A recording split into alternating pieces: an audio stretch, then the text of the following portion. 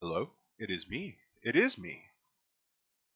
Welcome back to Two Scoundrels Play Blasphemous. I'm Rob. Carter will be back with us in just a second.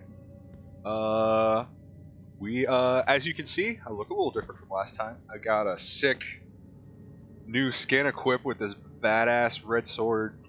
Just functionally no different than what we had going on before. Just looks rad. Looks dope as hell.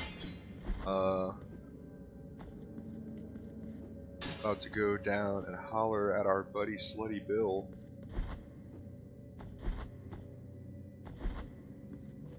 As soon as Carter gets back. I don't want to holler at Slutty Bill without Carter. Carter loves Slutty Bill. It's Brett again. Huh? And what do you know? He's here. Say hello. Hello, I am here. It is Carter with I'm here to see Slutty Bill. I'm also here to see Slutty Bill. What up, Slutty Bill? I want to give you a not a rosary rope. You've been doing good by me, Slutty Bill.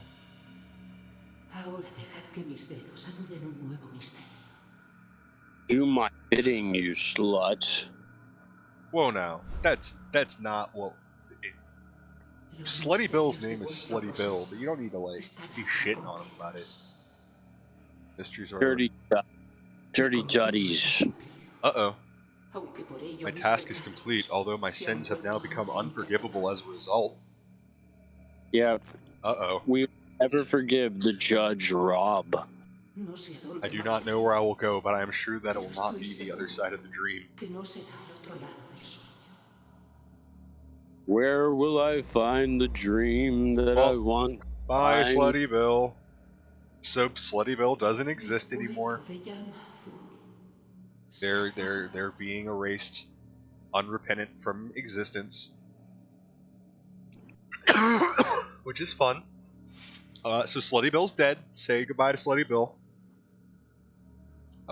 They are no longer with us. Goodbye, buddy. But now I have my full rosary rope. I can equip all the things, like this bead of gold thread, which lets me use my bile flasks faster. You may notice that I have no bile flasks equipped right now. Which is odd because I have many. I had many before. Because I have a sword heart equipped right now that lets me not be able to heal in exchange for getting more soul or tears of atonement. But I'm going to unequip. Do you want to do you keep that for the final, or do no? you... I take that off for the. I mean, there's no point in keeping it for the final fight. You're not. Let's see. The sword core that shines, surrounded by clear blue mist emanating from small creases. Its scent mixes the smell of shed blood, increasing fervor generation. But regrettably, I will fucking slap you, Carter. I hate you so much. Regrettably, the mist affects purity, weakening attacks based on blood. So that means my little blood disc thing that I throw out is weaker, but I generate fervor. So this is really good for if I were doing a really spell-based heavy build. We call that the Bluderang. The Bluderang? The Bluderang. It's like a boomerang, except it's a Bluderang. Oh, the Bluderang. Oh, I see. The Bluderang. So I'm also going to start doing something while we're over here. I've been not addressing this up till this point. So you remember this item that I created like 9 hours ago and then proceeded to unequip and never touch again? Oh yeah. Guess what? It's time to use it. I'm going to. What am I going to unequip? Wait, is it still tainted, or what did it change to? So it's still full of guilt. This thing is still hella tainted with sin, because that's what I did. I dumped all of my guilt into it by throwing myself off a cliff 3 times in penance, as is. Take all my sin, you stone. Pretty much. And now now that it's full of guilt and sadness, sure. So this item that we got from Deus Gracias, like 10 minutes into the game, that we have not addressed since that point, is a thorn in the hilt of my sword that feeds on sin and guilt. Now you may have noticed that I just created an item full of sin and guilt, and these confessor statues are where you go to absolve yourself of sin and guilt. So these things are just full of shit. And you know what? I want some. Give me that guilt. I'm going to use that bead to go teleport in here, have me a little fight, and take all this statue's guilt from it.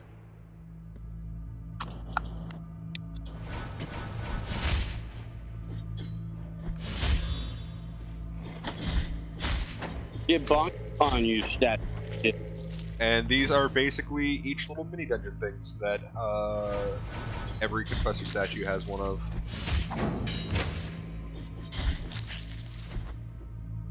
And it's pretty rad. It's a night. I admit to discovering this from the wiki. I did not learn how to do this on my own. And that is because I had that item in my inventory for a significant portion of the game with no fucking clue what it did. Because I equipped it but didn't die with it, so it didn't change. And then I unequipped it, and then I learned what it did, and I'm like, oh, I guess I'm gonna do this now. And because I did it with all the confessor statues, I inadvertently, so anyone who watched our Aria of Sorrow playthrough is familiar with the idea of these games having like an ending and then a true ending based off of like completionism.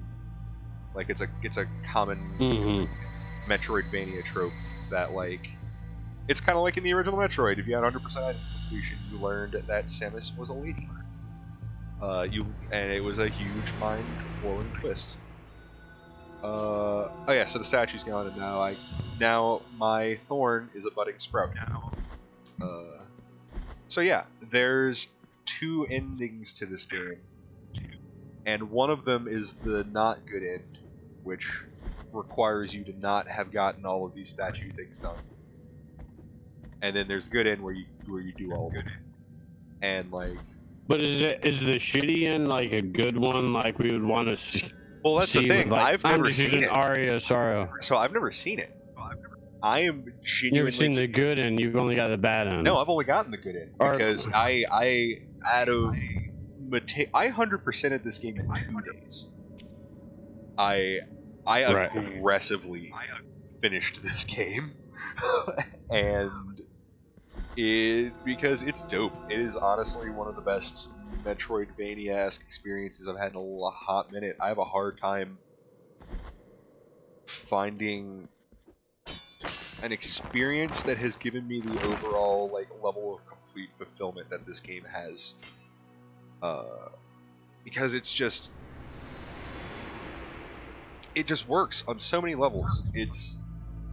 I'm about to be not overly generous. Honestly, this game deserves all the praise I'm about to throw onto it. Because, I mean,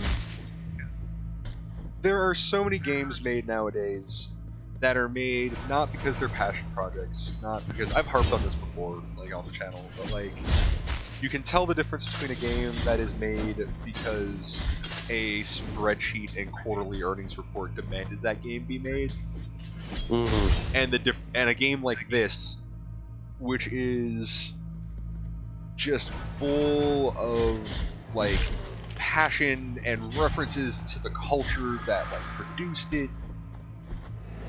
The Roman Spanish Catholic culture. Yeah, sure, Carter. I guess that's.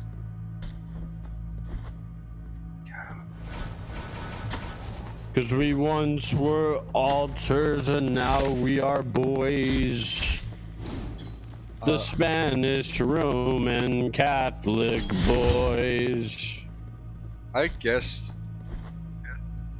that I honestly don't Damn. know enough about Catholicism to authoritatively say that, like, people from Spain This are Roman motherfucker Catholics. is not, No, not this joking. no, this is a brutal one. But he's dead now. Yeah, don't jump in the pit down there. No, I'm aware of the pit. I hate the pit. I have not been anywhere near the pit if I could avoid it, and I have successfully now done so. Piss off, pit. Testatio Sanctorum. I got the Heart of a Single Tone, which is an item and not an upgrade for thing here now.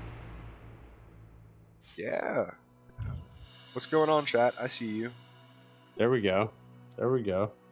So I got the Heart of the Single Tone, Sword Core, which resounds with an inscrutable ringing. Can be inserted into the mea culpa, makes the edge vibrate, causing certain attacks to destroy certain immaterial projectiles, but reduces the elemental resistances of its wielder. So basically, I can hit arrows and shit out of the air, but it makes me weaker to magic stuff. Just what I always wanted. It is not what I always wanted. I'm not equipping it. Sorry. Not sorry. It's the best upgrade in the game, but we will foresee that because we do not need it. I want that thing. I see what I need to do to make it happen.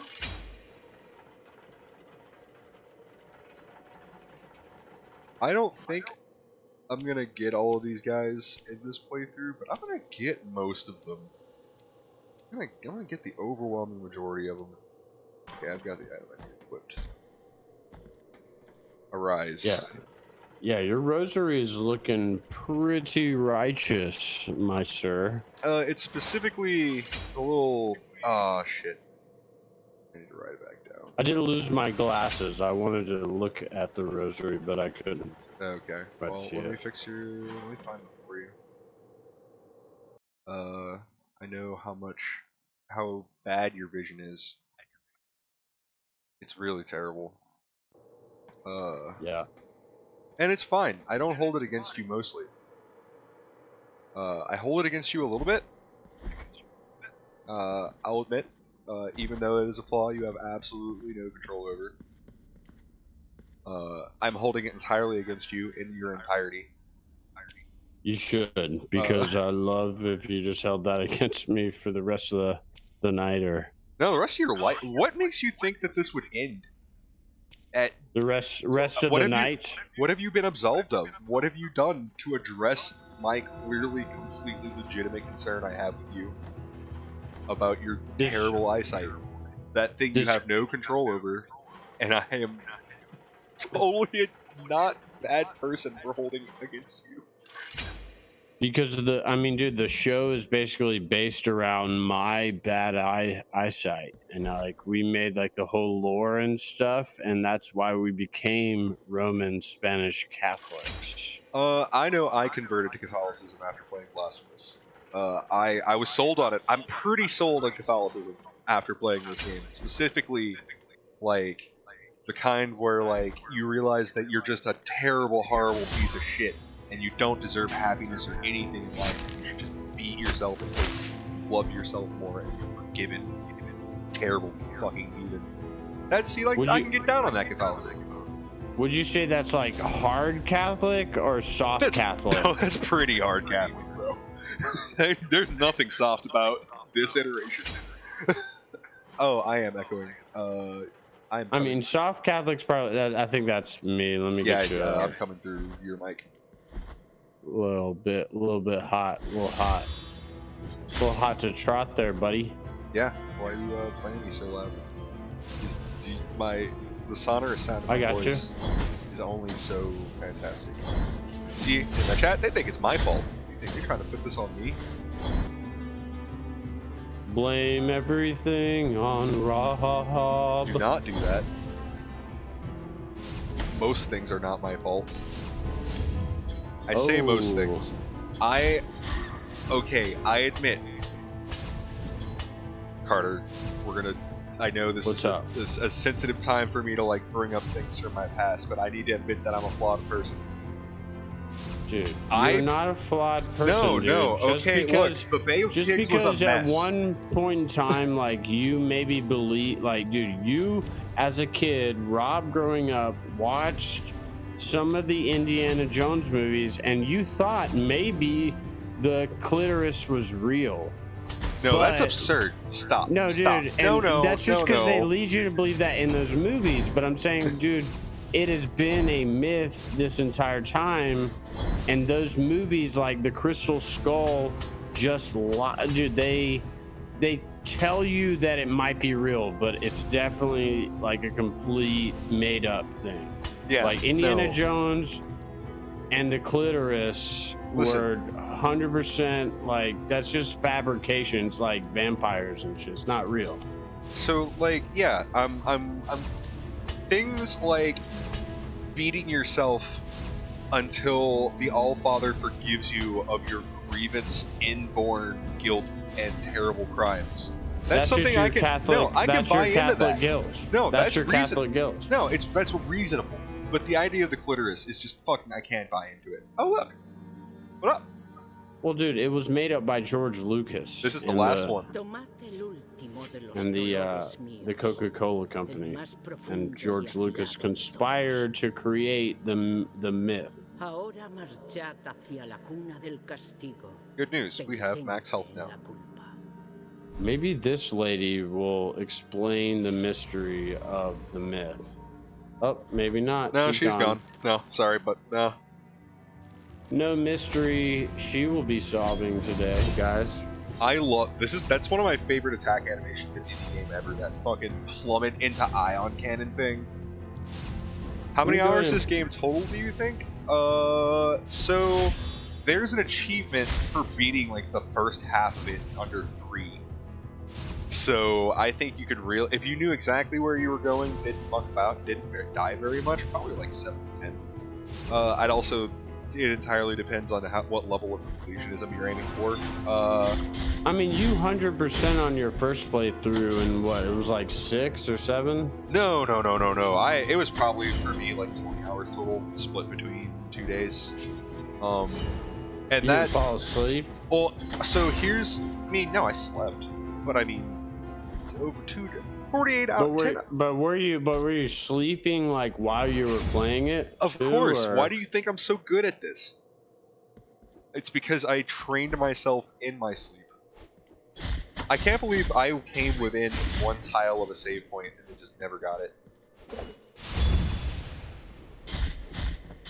Yeah. Hey man, that's like, fucking that's the life of a Spanish Roman Catholic in a nutshell. Oh, Heart of Oils. I've been wanting that. Right. Hard-boiled eggs, my favorite. Get a little devil in there. So this one, this one I totally lost my fucking glasses, so I don't know what you're talking about. Here, I have prepared to give them back to you more quickly now because I'm a good friend. Oh, nice. So the Heart of Oils is anointed with oils that inflame the soul. Sacred Fury increases the strength of those who wield the sword while lowering their defense. Okay. So I deal more damage, take more damage. Is that a good or a bad thing? Well, I've got pretty good confidence in my ability to dodge shit at this point, so it's mostly a good thing. Because I've now got like 3 different items that are boosting my already super boosted sword damage, so I should just tear through things. Was that for the sword lady? Was that the last fucking one that we needed, or? She kind of exploded there, but I didn't know if she was like that was her final. Yeah, she said, "Take this, the last of my great pains," and then I did. I took that, the last of her great pains. So that's the last of the health ones, and we only have. Now I need to go get the last sword upgrade. Oh, nice. This one is going to be a bit of a trek. This is... to go back to addressing the question that was asked earlier, how many hours do you think this game is in total? Because I wasn't quite... There's a caveat to that. We pretty much turned that into a paragraph, and we didn't answer the question at all. No, I started to answer it. I answered like what my time was and stuff like that. You won't answer it. I say you won't. Do you think that I have some kind of like reservation against answering it? Dude, maybe we shouldn't answer it. Is all I'm saying. Is I'm maybe gonna answer like, it. It's as a total. what if the world doesn't want us to answer it, and that like The if we world can answer never it, know. The what thing if I we would, the thing answer I it had to the say. Where this the closest I'm trying to go to where I'm going? Shit here. Dude, what if the true Roman Catholic Spanish thing to do is not answer that question, but just go into Oh yeah, like a see, I 30 one-shot page... these guys now, even though I don't have the last sword upgrade. Oh, nice. No, Wrote a so 10-page essay. Okay. when Well, I go beat, ahead and answer it. yeah, I was gonna say, so when I beat this game, I played this game in like the 2 days leading up to the DLC coming out. And then the last day I was playing it, when I already had like 98% of everything, and I had already backtracked across this 30-40 times without fast travel, because the thing we've been doing, going between save points, that was added in the DLC. You could not do that before. You could only use the little hand rooms we found, and there were like half as many of them before. Wait, but So, look at the... Go to the map real quick again. yeah, 1 second as soon as I'm not Yeah, not in immediate danger. Yeah. Boom. So there's 8 main areas, and there's how many bosses did we already fight? We already fought like 7, right? Okay, so in order, The 3 humiliations. yeah, so in order we fought, I'm gonna tell you exactly where we fought them to. Gotcha. First humiliation, then we second humiliation, then we Okay. Elevator boys riding third up the humiliation. elevator. Then That we- was the mountains. Yeah, this is Lady of the Charred Visage. So if y'all didn't know, in the very beginning of the game, when they tell you the 3 humiliations, they almost like subtly imply that you should go to the mountains first. And that is the hardest one.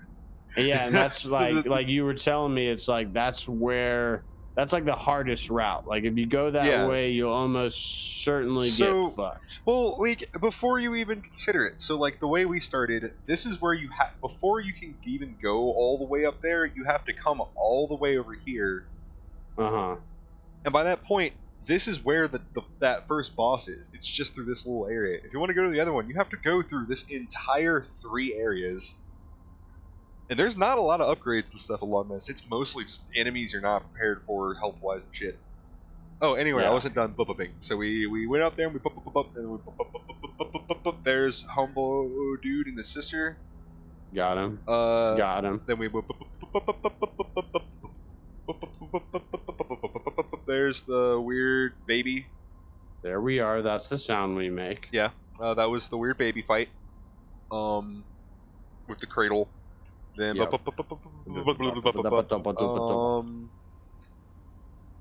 shit. Oh, mother! This was the Inquisitor being held up by all the dead bodies, or the Archbishop, Gotcha, with all the arms. And then we went up through here, and this is where we fought Kirsay, and that was the last boss. So there's like 8 bosses. Oh wait, 7 bosses total.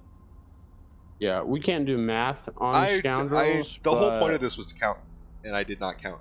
Anyway, we're completely I was supposed to be bucket. counting, but I think you said I think you said 4.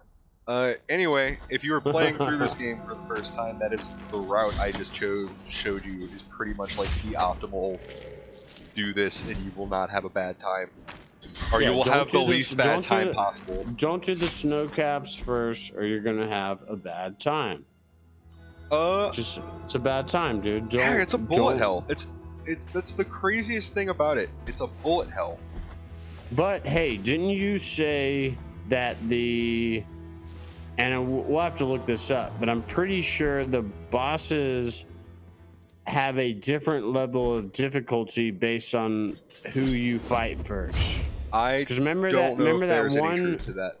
Remember when you fought the 3 sisters and you did it on our playthrough in a different order than you did the other one? But remember they had a different animation that you were like, oh, they didn't do this anime. Like, so maybe what that because was, we did them. No, what that was brief aside. This room is the final sword upgrade, and I now need to go murder these 3 enemies Yeah. without dying and without fast traveling, and then come back to this room.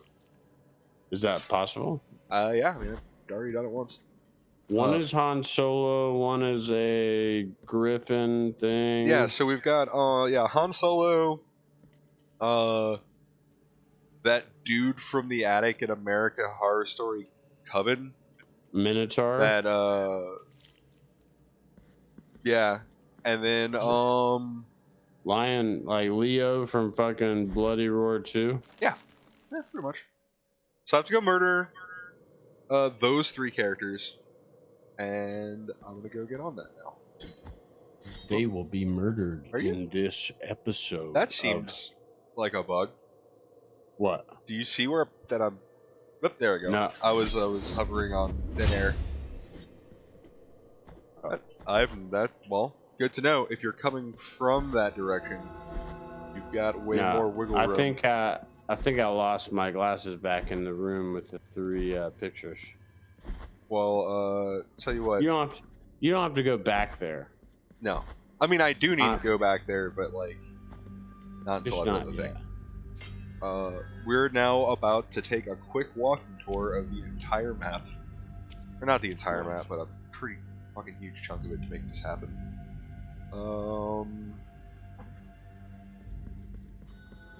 Everyone knows that the sleeping canvases is my favorite area, because I love the only instant death mechanic in this game.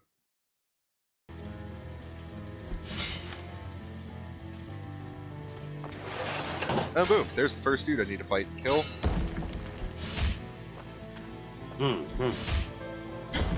Ow! Oh, I forgot I've got the extra damage thing on right now. Okay, Chalice Inverted Versus has been partially filled. That is the first one. Now I need to go all the way up here, and then a wrap to here. Okay. Yeah. Luckily, it will not take that long, because I went through and unlocked all the shortcuts that would have made that take longer just now. Oh, damn, that was clean.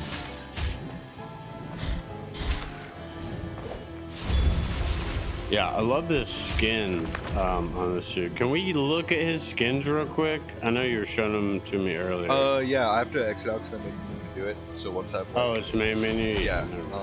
So once... I thought that was just maybe it's not a pause menu shit? No, it's a go all the way back kind of thing.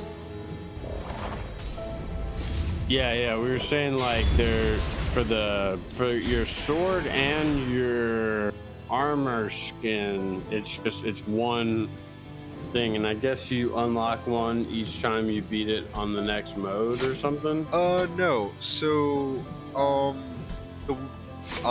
I guess here's the quick guide to unlock every skin in this game.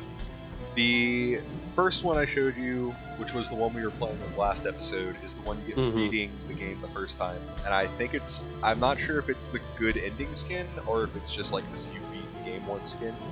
Is that with the blue sword? Yeah, it was the one where we had the blue sword and like the red under.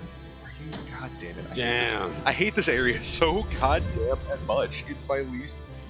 I hate timing-based jumping puzzles in a game not meant for them.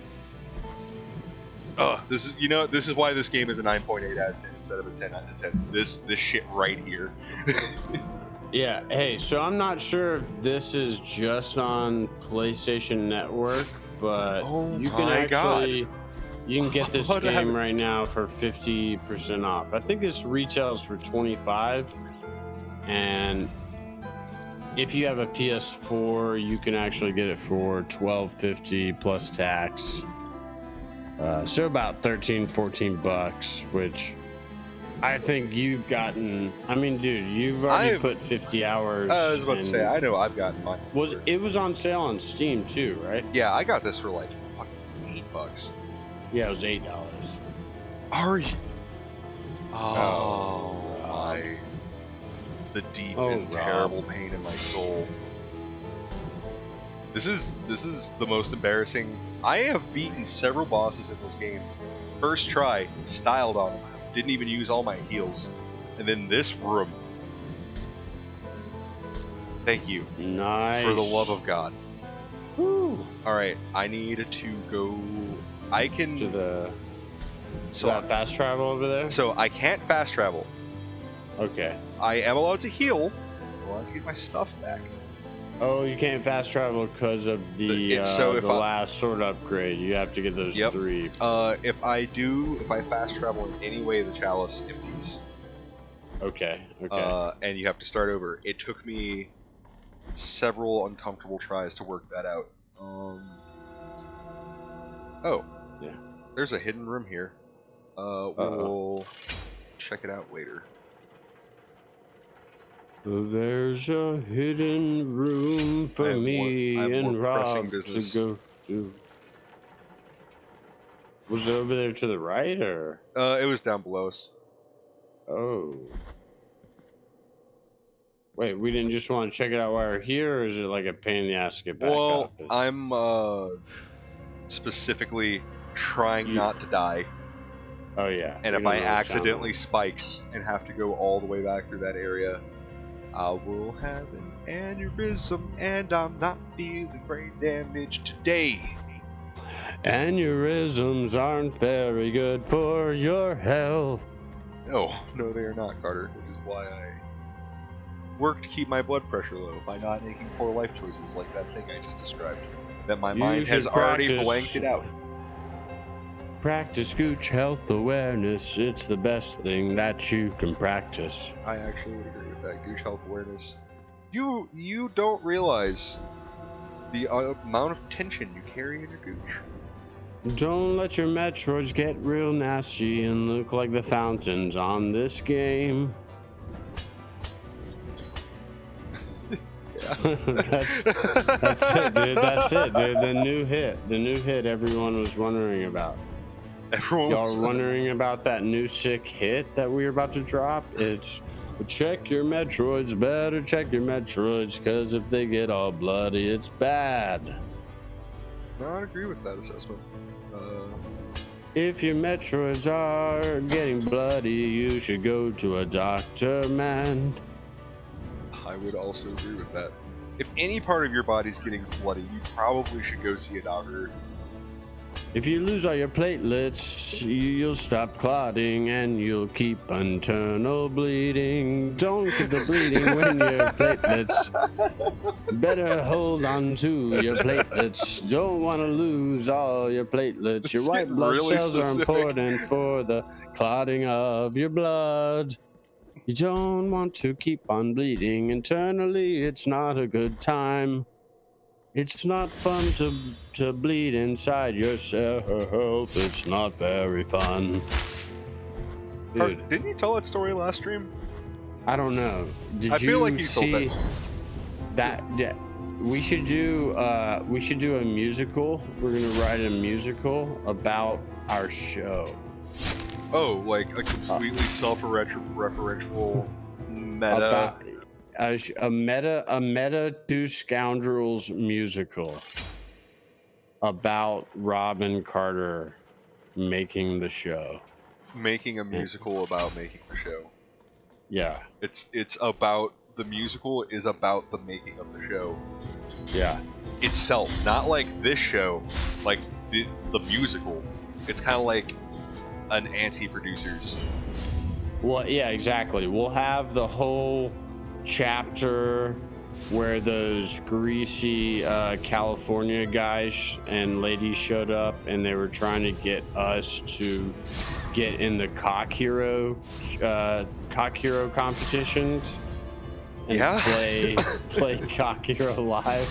Yeah, you know, that would be like a whole dark history chapter of where we're like, hey, you know, we don't want to jerk off for money. And they're like, hey, all the money's in jerking off right now. Someone's raiding with a party of 6. Hello. Holy shit. We got Hawkman. What's up, dog? What up? Oh, no. Up. Oh my god. My life. The entire thing flashed before my miserable existence. Dude, you were once I should not have made myself more fragile on the challenge where I didn't need to die. Lady Vashti just got their gooch good and loose. Thank you, Lady Vashti.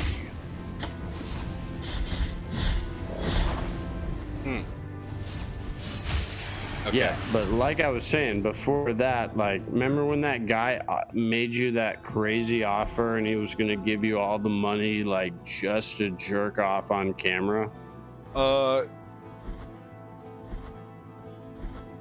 Dude, his name was like, dude, you know what I'm talking about. I know it was who that, it was, yeah.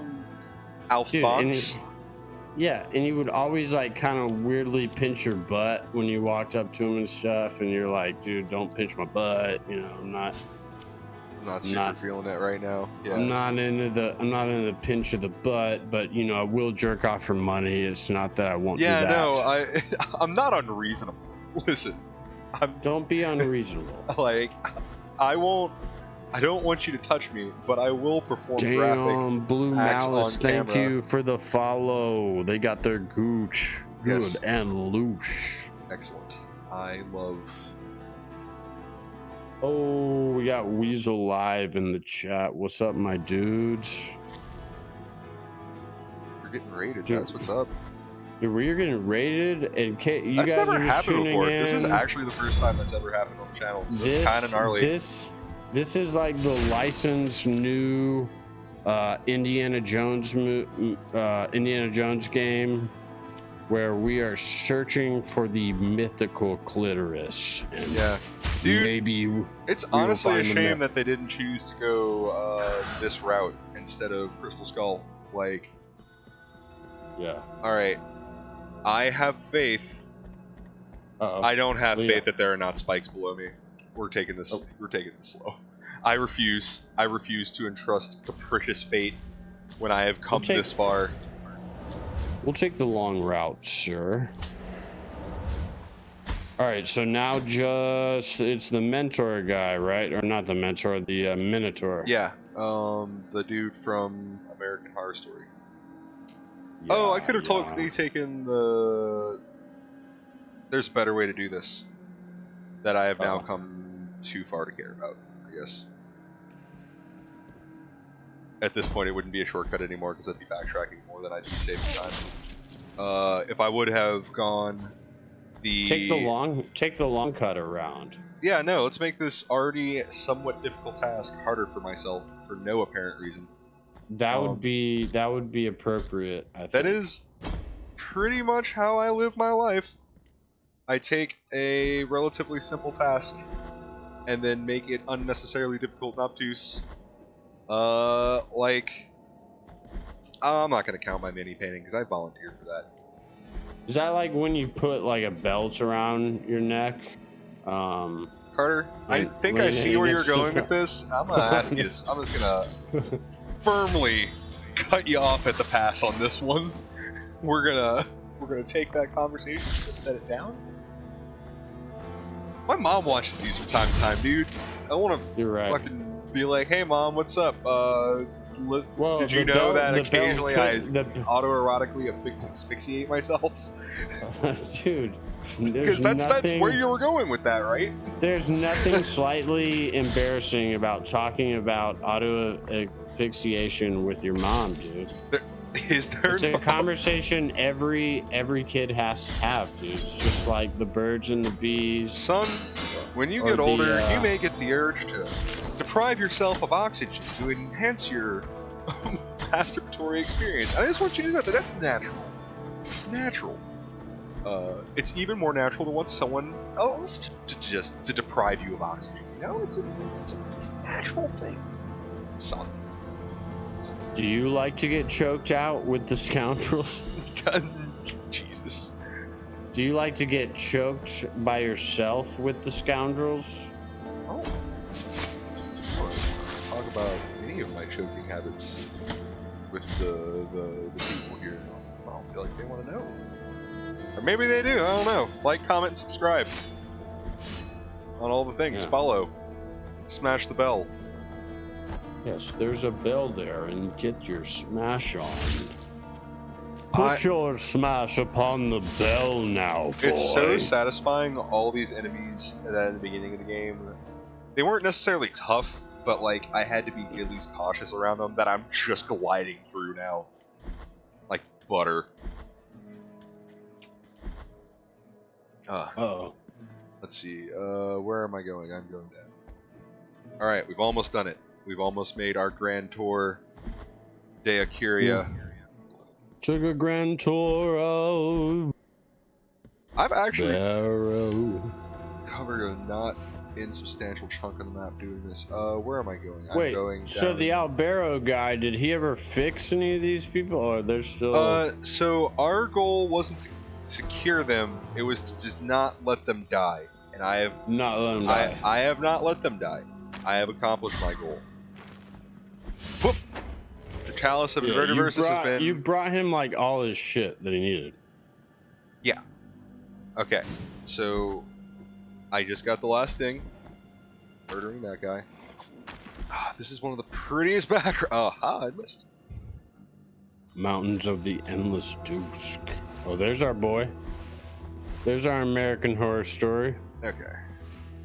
Nice. I'm gonna that's one of my, like, Metroidvania, not nervous ticks, but, like, just habits. To constantly check the minimap and be like, where am I going? I'm going here. Yeah. Did I already go there? Yes, I did. Oh, come on! Alright, let's go back up real quick. Fine. The tree went away. I, like, jumped up and it shrunk back. Bastard. Stupid arcane entangling of tree roots from the capitulation of the world's sin. Being difficult. Ugh.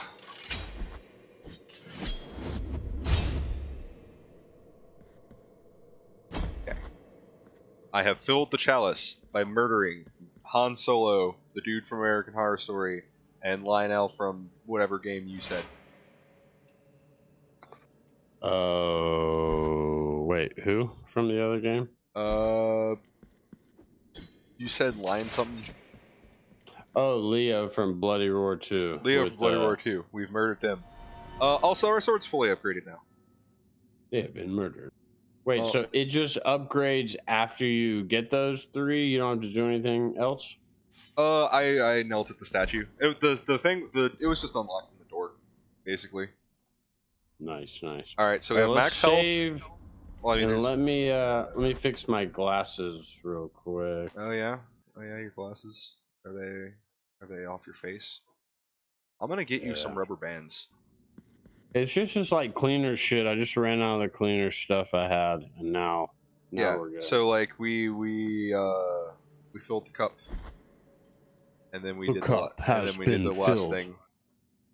And now we are Roman Spanish Catholic boys. We have maximum vigor, we have maximum health, we have maximum sword power. We're basically in position to finish the game. There is but one more task ahead of us. That's we are the bile flasks. We are number 1. Our cure is number 1. We are the first. We are blasphemous scoundrels, and we are first. You thought that you would be first, but it is us that are first. Carter, I'm gonna level with you. I zoned out for a second just to, like, place in my mind the next, like, 3 things I need to do in game. What are you on about? I am telling everyone how we are first, and they are not first. Because what are we first at? We are first in Blasphemous. I don't think that we are. Everyone else will try to be first, but they will not be first like us. The Scoundrels are the first. We will be first to Mars. You will try to be to Mars, but you will not be to Mars like us, because we will be first. Sorry, I'm practicing my Slavic. No, I see what you're doing. It's getting pretty good. It's getting pretty good. I don't know, man. What do you think about my? I think it is.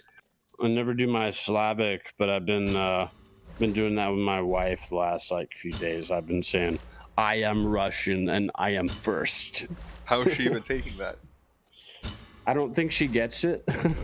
Yeah. Okay, Carter, look, we have so many health pots now. Damn, we got 8 health pods. We got 9 health pots. Damn. We went from 4 to 9 in one fiery pelvic swoop. That's the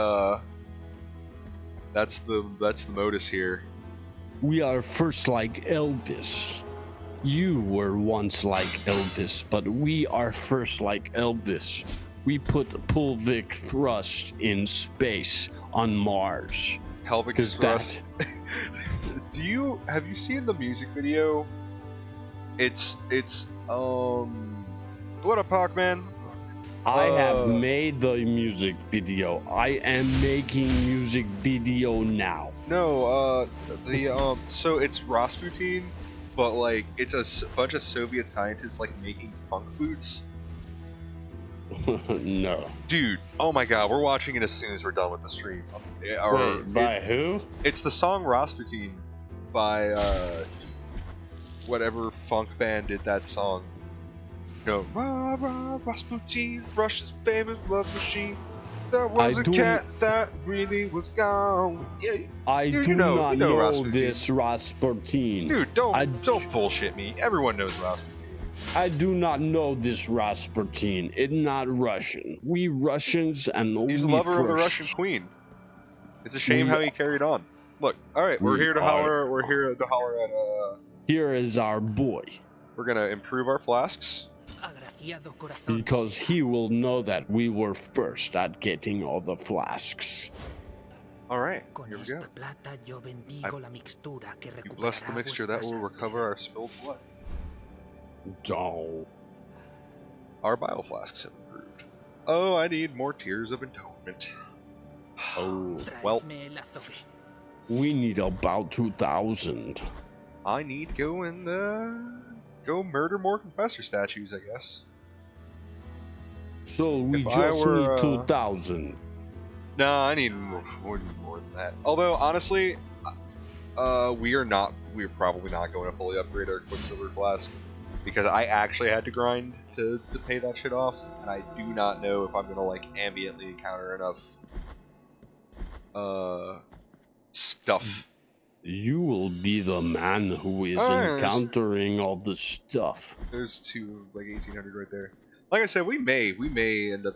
We're gonna at least get him to the second phase of his quest. I don't know if we're gonna get him all the way.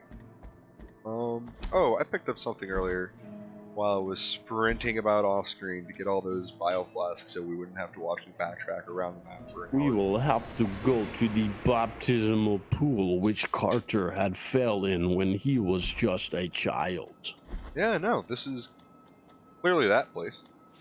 I'm gonna give this guy a severed hand. Please take my severed hand, sir. En el momento de la muerte, antes del viaje, el milagro besó la mano del maestro, deteniendo la corrupción de la carne y otorgándole una nueva gracia. At the time of its death before the journey, the miracle kissed the hand of the master, stopping the corruption of the flesh and granting him a new grace. En nombre de las In altas the name of the high wills, I bless yo this relic. bendigo esta Watch over it, reliquia. for it is now pure Velad and por sacred. ella. Incorrupt hand of the fraternal master. You know what that item does? It reveals is the secrets. most purest. It is the most purest of all of the items. So that item reveals secrets. And I'm a level with you. I've walked around almost the entire fucking map with that item equipped, and I'm still not sure what the hell that means. Because I have not found a use for it. Over the course of 100%ing this game, I didn't need it. Where are the secrets that you say there are? I know there are no secrets because I have found all these secrets. Yeah. Because we are in the mercy dreams. Streams. Alright. Next up on the list of statues getting punched in the face. Oh shit. I don't think do you usually kill those guys or no? Yeah, no, this is where I've been doing these little dungeon things. Yeah. Oh shit.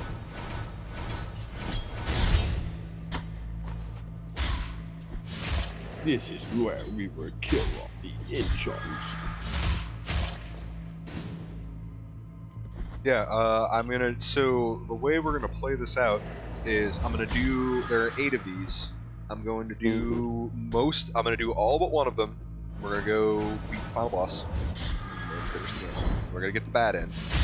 Or I'm gonna say the ending A, which is the not true ending. Yeah. And then we're gonna go back, beat one more room, and then I'm gonna go punch the final boss and see one more time, because at this point, I've beat the final boss more times than I've beat any other boss in this game. Just by doing the first time I beat this game, I knew that before you started New Game Plus, you had to go through and beat the boss. It puts you in I don't remember, did Aria after you beat it, you didn't get the true ending, it put you back in the castle right before where you were at? Yeah, I think we had the same save point. Yeah. So this game does something similar to that, where if you don't get the true ending, it gives you the option to return. And even then, after I got the true ending, I hadn't selected. Wait, it lets you do it in the same save file, or yeah, you can reload to before the final boss over and over again. So it depends on what you do at the final boss that determines whether or not you get the good or bad ending? No, it's just if you've killed all these things yet or not. So let's see, there's 1, 2, 3. Are there only 3 left? So I don't want to accidentally get all of them and then okay, we got 4 left. So I will go get this one. Fast travel points back down here. We will be the first to do that, because no one else will be able to do that like us. So is that a reference to something? Because I actually also don't get that. No, I'm not. There's no reference. I'm just practicing my Slavic Russian accent. Okay. Ha! I can one-shot those guys now. And this is without the thing that makes me more fragile equipped. Well, okay, partially the joke is the COVID vaccine. Oh shit. God, I forgot about that. Because I mean, it's just and it's also Did you see the picture of Putin riding a bear with a giant needle on his back? And it's an action. No, dude, that's no, but I'm looking it up now. Dude, but I'm go saying look it up right now. And if that that wasn't I haven't seen that picture or anything, but no, because what I've been doing during the day involves a lot of scanning news and a lot of stuff. I just had it pop up, and I thought it was comical that Russia came out with a vaccine this week, and they tested it on 2 groups of 38 people or something. Yeah, no, don't quote me on that. The the number's comical. It's okay, hey, we tested a vaccine on 70 people, and we are proved first vaccine for us. No, it's like some Soviet era bullshit. It's kind of incredible. Yeah, so I'm half bullshitting on that, but at the same time, I'm just practicing my Slavic, guys. That's still. I'm so glad you brought that back up. It's tragic, but it's funny at the same time. We are first to moon. We send dog. It's one of those things that it would be satire, and believable satire, and yet it is reality. You thought that you were first, but it is us that are first. Ooh, did you just see that slick double parry? You just turning around and going pop, pop. Oh yeah. You double dogged on that dog, dude. If anybody is watching the stream right now and in your state, they sell Hunter S. Thompson's beer, Flying Dog. Please send me some Flying Dog. I would love some Flying Dog. It's my favorite beer, and I haven't had it in probably 5 to 10 years or something. I don't know. I need Flying Dog, guys. Send me some Flying Dog, some Double Dog. That was my favorite one. I'm having me a nice gnarly barley Catahoula common as we speak, actually. Dude, we should get them to sponsor the channel. That's a little local. I do not think they weren't very up for sponsoring the band. I don't know if they're gonna go for our YouTube channel. Dude, we're great. Why would come on? Paradise Park is delightful. I 100% agree. We're fantastic. They would have. If they had a beer with the word "scoundrel" in its title, then they would make millions of dollars. It's true. 100%. Old Hawk's got the Paradise Park right Paradise now. Park You is had that pretty shit? No, I dig it. I am actually curious to hear all of chat's favorite beers. I'm also, if you're like watching this after the fact, let us know what your favorite beer is in the comments and stuff. Because like, there's a bar near where I used to live and nearish where Carter lives called Red, White, and Brew. And they had a challenge called the 100 Beers in 100 Days, which is a great way to develop some like binge drinking tendencies. Because I was in that bar like 3 or 4 days a week. Good way to get a DWI is try to take that 100 beer. Dude, you're on the century list, man. Like, I was not, close. No, I'm not on the century list. Hawkman is. Oh shit, yeah, like, yeah. I'm on the pass out in the chair right outside Red, White, and Brew. Well, it was a trip. It was a trap because they would only let you get 5 beers on the list per night. Like, you couldn't like go and just knock out 10 in an evening kind of thing. Like, because there were people there that could easily just like sit and kill a case of beer and be like, all right, I'll be back fucking tomorrow to get my next 24 off the list. Because we live in Louisiana and day drinking is a time-honored tradition here. Dude, that used to be the place, man. It was awesome before all this all this craziness, man. I mean, yeah, I would still go there to grab some, like, dude, they have the good shit. I've asked him about Flying Dog before, but like, you can't get it in Louisiana because of the state bullshit. Oh, Todd's the man. The owner of that bar, his name is Todd, and like, yeah, I love Todd. Todd's my dude. Like so he got us on all those trailer gigs and shit back in the day. Like, there's some videos of Telegraph. That's when like Duran Jones was in the. I don't know if Duran Jones is in the chat, but you had Duran Jones. Dude, dude, he's a good dude.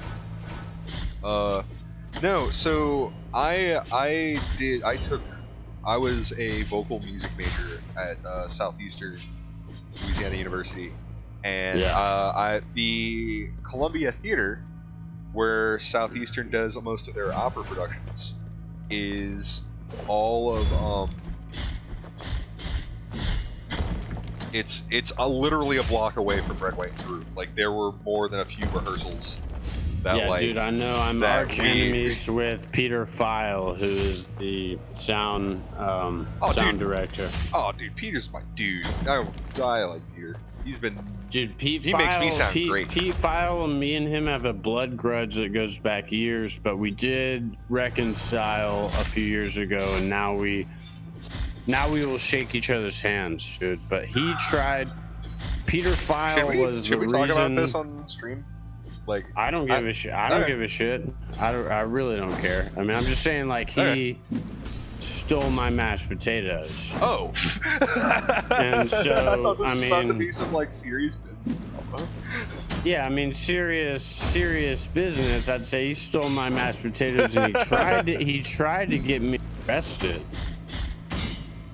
So, I mean, like, my first ever jazz gig ever in my life, when I'd moved to Louisiana and started playing jazz and stuff, I went with Duran Jones to this.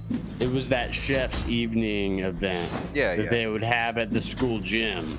Yeah, I know what you're talking about.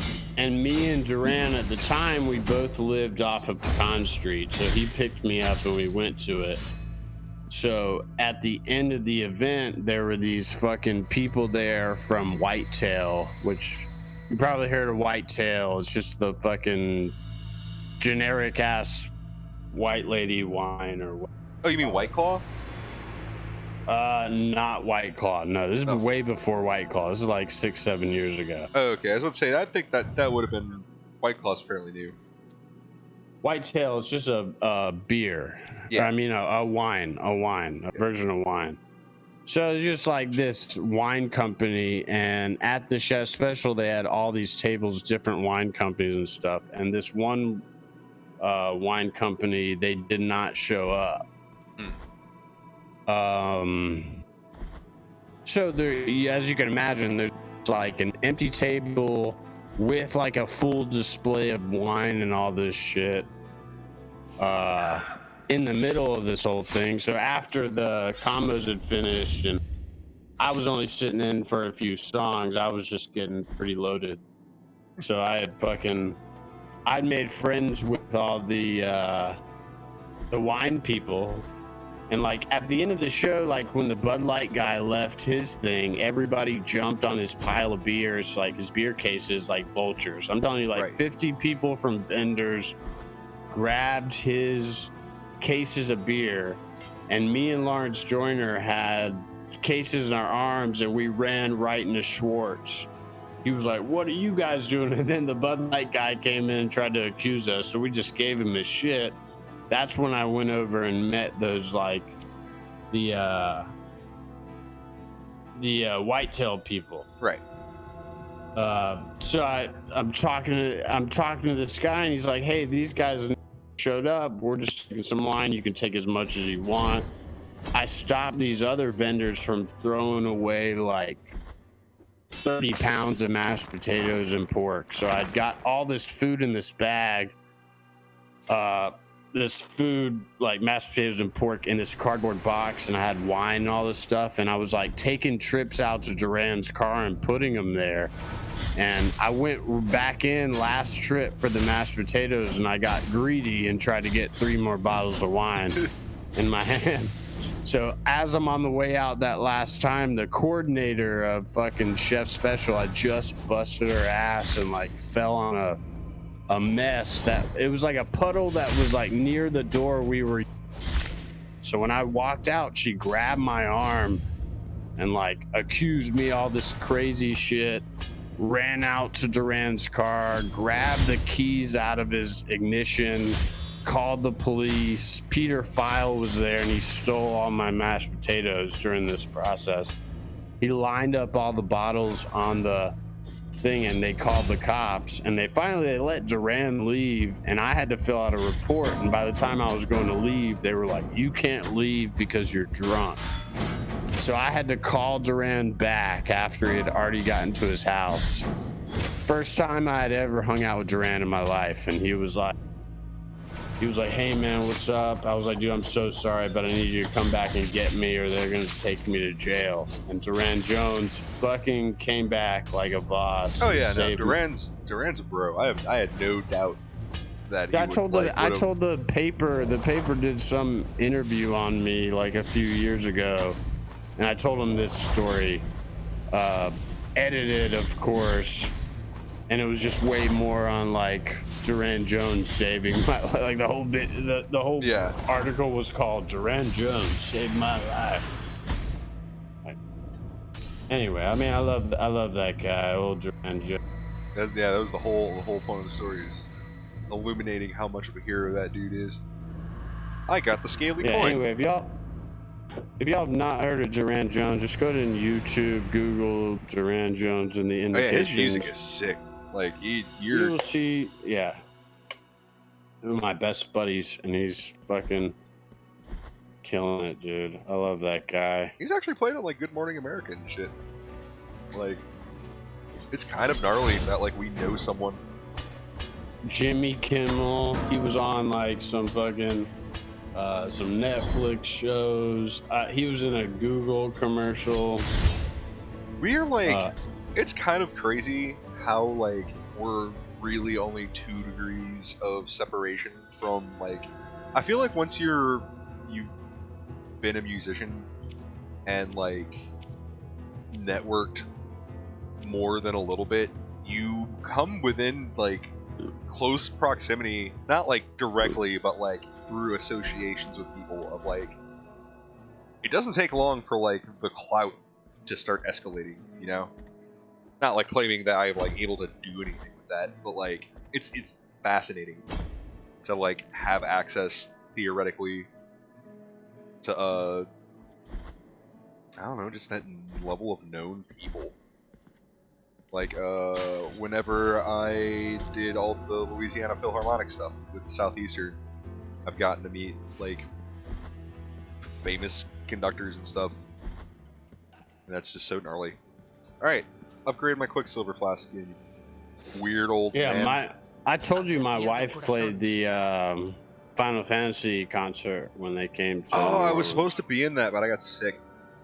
Oh yeah, dude. I wish you would have came with me. I think that was maybe before we were doing this channel and shit. Oh yeah, that was like a year or two before that. But yeah, she's on with the J Pass, dude, and she does some pretty cool, like, I mean, I know like all classical, any music right now is super suffering. Uh-oh. Hey, do you have your glasses on by chance? They properly fit it to your face? They are not, actually. Let me pick them up for a second. Yeah, that's why I'm asking. Because, I've been looking at my slow goggles. I'm still looking at old Mr. Face on his chest. Mr. Man here's feeling tired. Oh yeah, to leave him alone. I like how our healing like flask sprite icon thing has been like changing each time. Yeah. Getting bigger. Also, what up, bud? What the fuck, dude? So the old man's coming out. This needs to be like, we could do an entire stream on this screen. This is nuts. Fucking dude's coming out of that guy.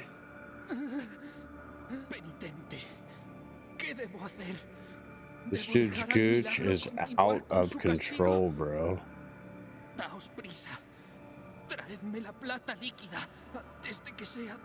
My gooch is hot, and what the fuck is that?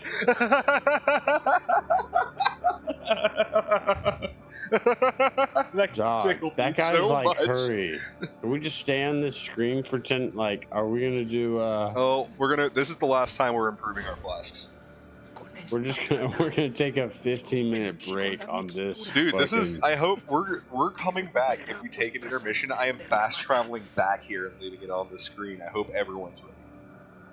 But honestly, that's not necessary because we're about to go beat the game. Yeah, we don't need a break. We are true pimps with true strong hands. I actually have unionized all of my ladies and have gotten them proper healthcare coverage. I'd like to think that as a pimp, I've been a genuinely productive member of society. These women would not be able to get healthcare otherwise. Like they're getting, I give them full coverage.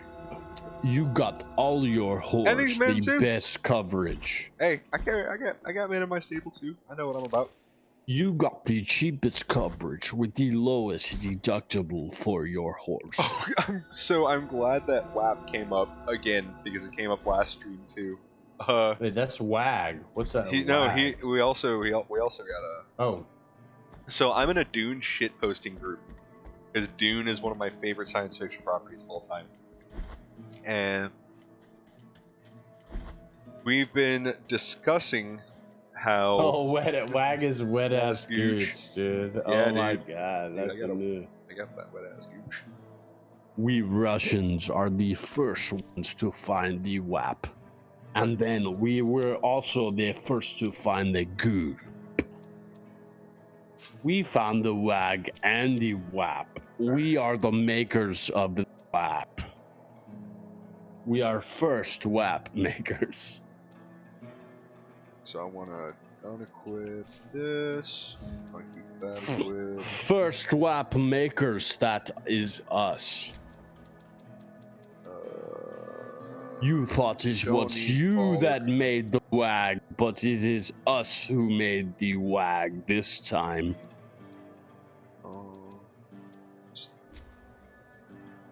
Our gooches will be wetter than every gooch out there. That's accurate. You We live will in be- Louisiana. Our gooch is probably wetter by default. Our gooches are so humidified. They are. Oh god, that's an accurate and vivid description of what it's like to live in Louisiana. Your gooch is humidified. Like, I am sweating all the time now, Rob. dude, it sucks. The hot feels hotter and the cold feels colder. Cause like, I went to Indiana when it was 11 degrees outside, and I was comfortable in a light sweater and jeans and like warm socks. That's all I needed. And like, when I'm down here, because the humidity's so high, it just like eats straight through your fucking clothes, and it only takes it being like 50 degrees to feel like you're dying. Mm-hmm. Alright. Oh, I don't have a thing equipped. We're going to equip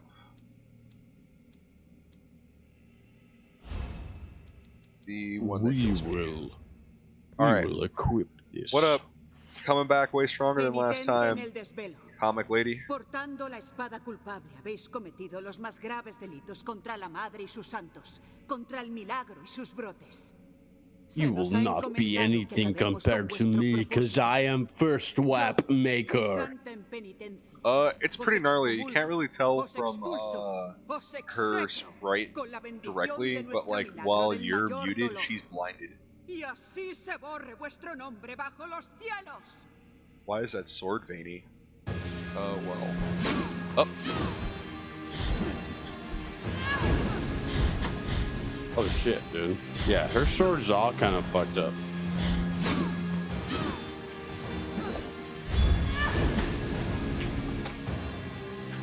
Oh, it's covered in like wraps or something.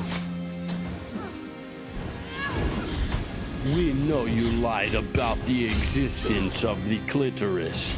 We know that the clitoris is just a myth, and you are liar, Crisanta of the Rob's Agony. We are master of WAP. We are major masters of WAP. We are winning at all cock hero championships. You have nothing to... Carter, I feel like you keep bringing up something that we have not discussed overly in our plans for the channel. What do you mean, Rob? You do not think that we are the WAP makers?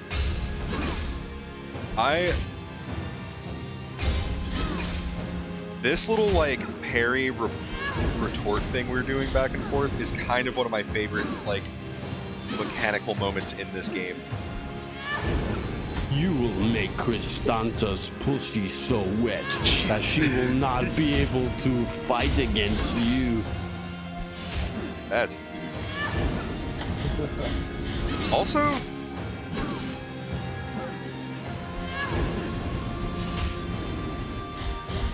her purple sword is nothing compared to me. She thinks that she may be Mace Windu, but I am Emperor, and I will electrocute her to her death, and she will fall out of the window that we break, because we are WAP makers. ow. And we light our rocket launcher now and make big WAP. Oh shit! First try today.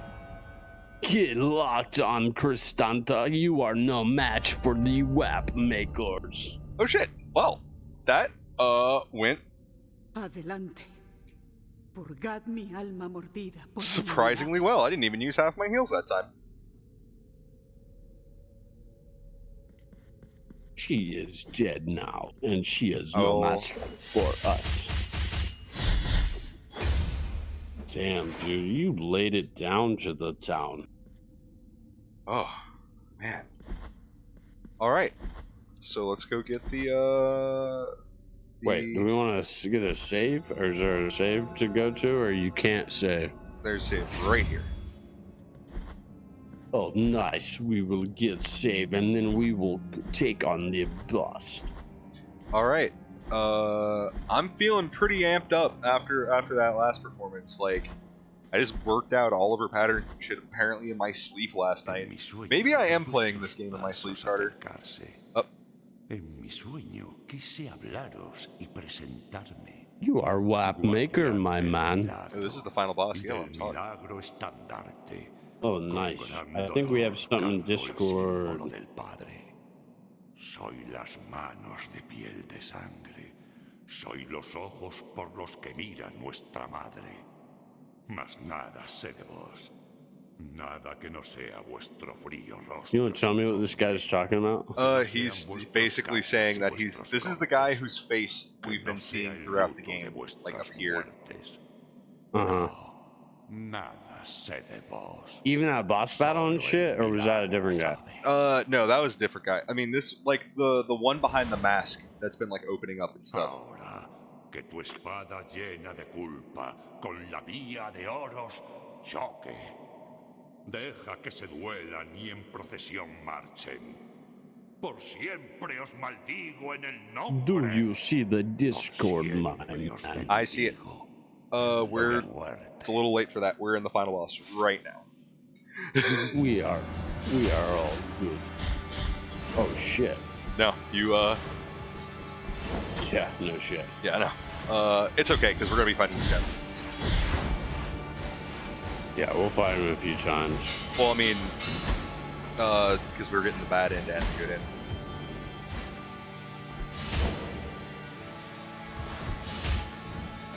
Oh shit.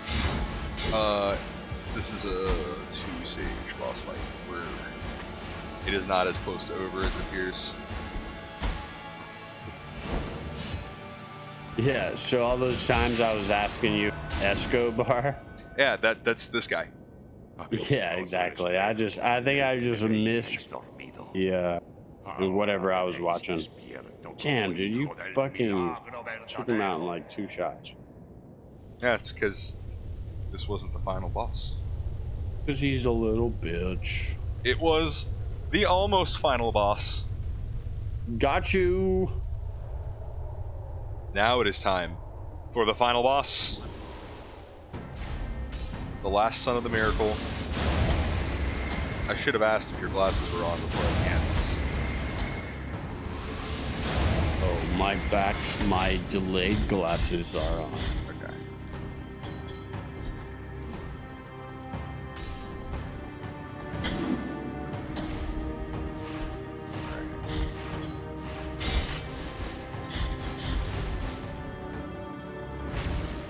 Fucking hell, dude. Yeah, okay, the guy, yeah, I've seen his face. Yeah. So I guess maybe it's different stages of him or something. What do you mean? Or do you know, like, if you didn't get the ending, like his face will look different or some shit? No. As far as I know, the actual boss fight doesn't change. It's the ending cutscene. Okay, so his like face thing opens up though. Yeah, no. So last son of the miracle, like, who is this guy and why did he turn into? All right, so he was basically the Pope. And he sat on his throne, and the miracle like had their whole like "we're abandoning you" thing.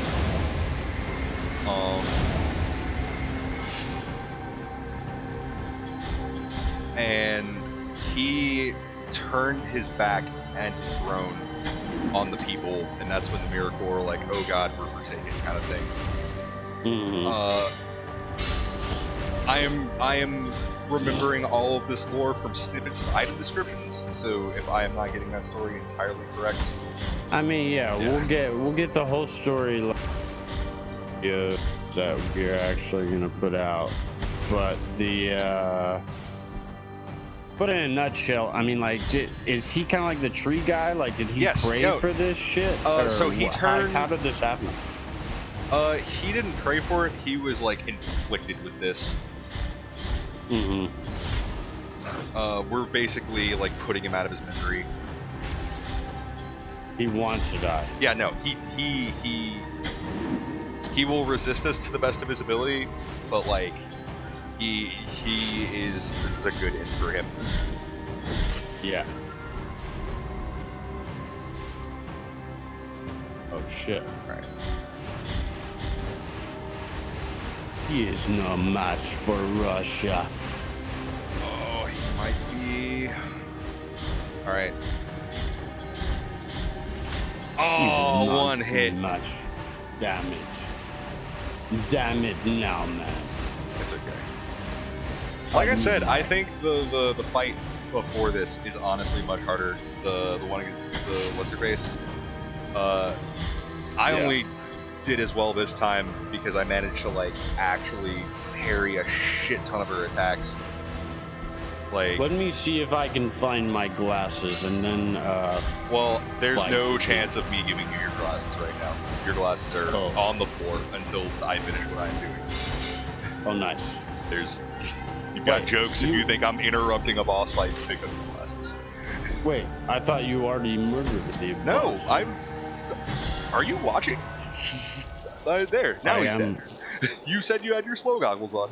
I am watching my slow goggles, and now he's dead. Now he's dead. Now he will be one that is dead. Carter, I'm saying are you seeing what is happening? Because now he's dead. You thought that he was not the one that was dead, and now he is that. All right. Let's see. Let's see the bad end. Oh, I guess I need to move. Let's get our bad end now. March.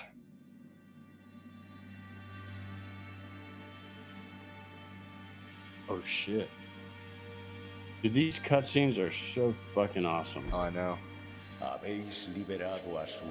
Can you read this? Yes. You have freed His Holiness from his afflicted torment, and he now walks by the old processions on the other side of the dream. Let him.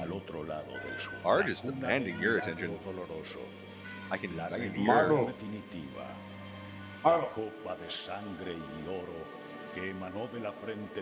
The cradle of the grievous miracle, the final relic, the grail of blood and gold that emanated from the forehead of the Father as he silently lamented the moment of his blessed twisting. The first relic is here, at the top of the ashen mountain next to the turned throne where His Holiness was kissed by our miraculous name.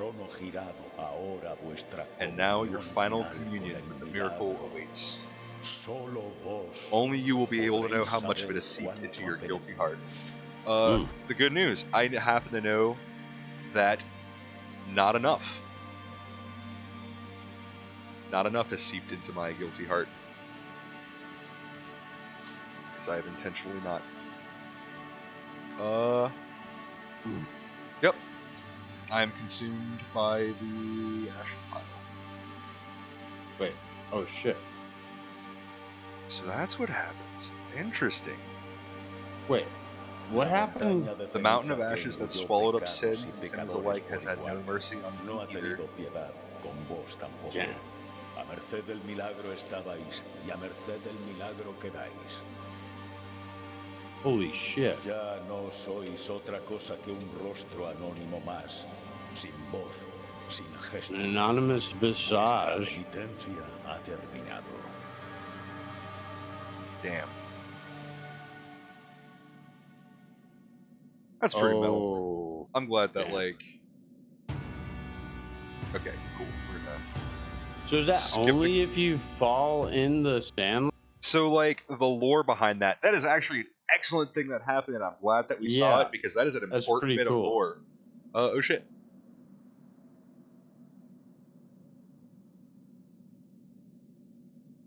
The sword lays untaken in the ash pile. Uh-oh. Okay, so we're gonna take a quick, like, 5-minute break, and then we're gonna come back, and I'm gonna go and get this last thing, so we can go beat the boss again, and I'll get the good ending. Sounds good, and next time we will be back. Okay, we will be back in just a couple minutes.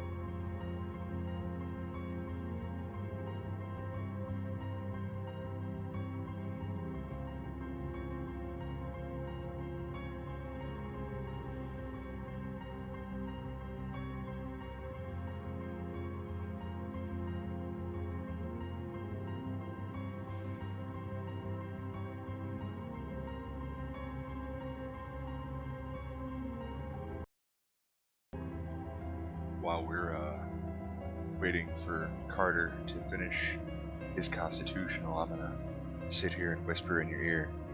Carter may or may not be able to also hear me in his own ear as he does his thing, and because I've muted him, he has no way of responding to anything I say. So, now that we've clearly explained that power dynamic, which certainly doesn't exist, I hope everyone's having a nice night. Especially Carter, that piece of shit. God, I hope he's just having just a swell evening. Fuck that guy. Alright, hey Carter, hey bud.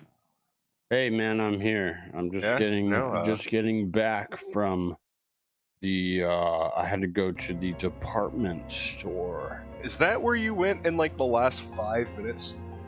You just had to make a quick run to the department store and get some stuff for my department. Get some stuff for your department. Is that what you're calling it? My department is the man of all the men's places. The man of all the men's places, you say? And tell me, what are all the men places? I'm curious. Those are the places for which the men will go. And they will be found. You know, I think once we do this last statue, we're gonna have enough Tears of Atonement to do the thing and get the last Quicksilver and finish out that guy's quest. So yay, double happy ending. We will slice this statue and become men that we were meant to be. What am I removing to make this happen? I don't need that. Weight of true guilt. Yeah, I'm so glad that we actually like saw that first. So I wouldn't have understood that first ending without having played it like now multiple times and like seen all the extra bits to explain that. Because there's an item description, which that ending, he just falls into the sand. Yeah, there's an item that basically says that pilgrims keep going mad and just climbing, because at the top of that mountain is basically the Holy Grail. And people keep having visions of being the one to make it to the top and get it, but invariably they all just fall into the ash and fail. Like it's universal at this point. Everyone does it. And because I have not absorbed enough guilt from the world, the miracle refused to recognize me kind of thing. But once I do this last one and I've absorbed the guilt of all the confessor statues, I've effectively you won't sink in the sand. I will not sink into the sand. I actually didn't even know that was a thing because I've never, like I said, I never got anything but the good ending when I played this. That's pretty nuts. Although I don't even think that's I guess that is a bad end, but like. So I mean, do you think if like you were playing and you did not get the good ending, you got that, would you think that was the ending, or would you know there was something more?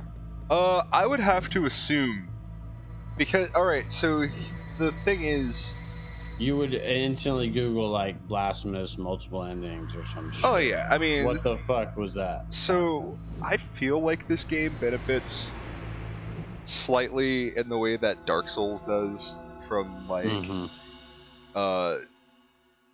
familiarizing yourself with the thing. You know what? We're gonna grind like the 1500 souls real quick, or tears. I'm sorry, I keep saying souls because it's basically the fucking same thing as Dark Souls, but they're tears of atonement. And I'm being an asshole by using a different game's terminology and being lazy. Words have meaning. Sometimes words mean stuff, dude. All words mean stuff. It's one of familiarize with yourself with the thing. Motto of the Scoundrels. Yeah, no, I do. I'd actually say that's like my outlook on life. Familiarize yourself with the thing. What is the thing, you ask? All of it. Just get familiarized with it, and you'll be good. All right. If you are, here's another pro tip. If you're trying to like grind for this game and you don't want to like work very hard to, oh sorry, this wasn't where I was at. Yeah. This one. So you're gonna come here. You're gonna equip the sword heart. Wait, where did you go? I'll show it on the map again. So you're going to equip the Heart of the Holy Purge. It increases the amount of Tears of Atonement you get for killing stuff, but prevents you from healing. That's not important because you shouldn't. This should just never be an issue. And you're going to equip the Scaly Coin, which is the item you get for defeating 7 of the Confessor statues. So you equip that. There's 8 confessors, right? Yes. Okay. So I'll just unequip this for now because we're not gonna. Wait, there's 8 or there's 7? Did we already do all of them, or is there? Yeah, one we've more? done all of them. Well, so this time around we did all of them because you know, that was to get the good end. So you come to this spot. It's the bottom left-hand corner of Archcathedral rooftops, right above the Mother of Mothers. And there's an enemy in here.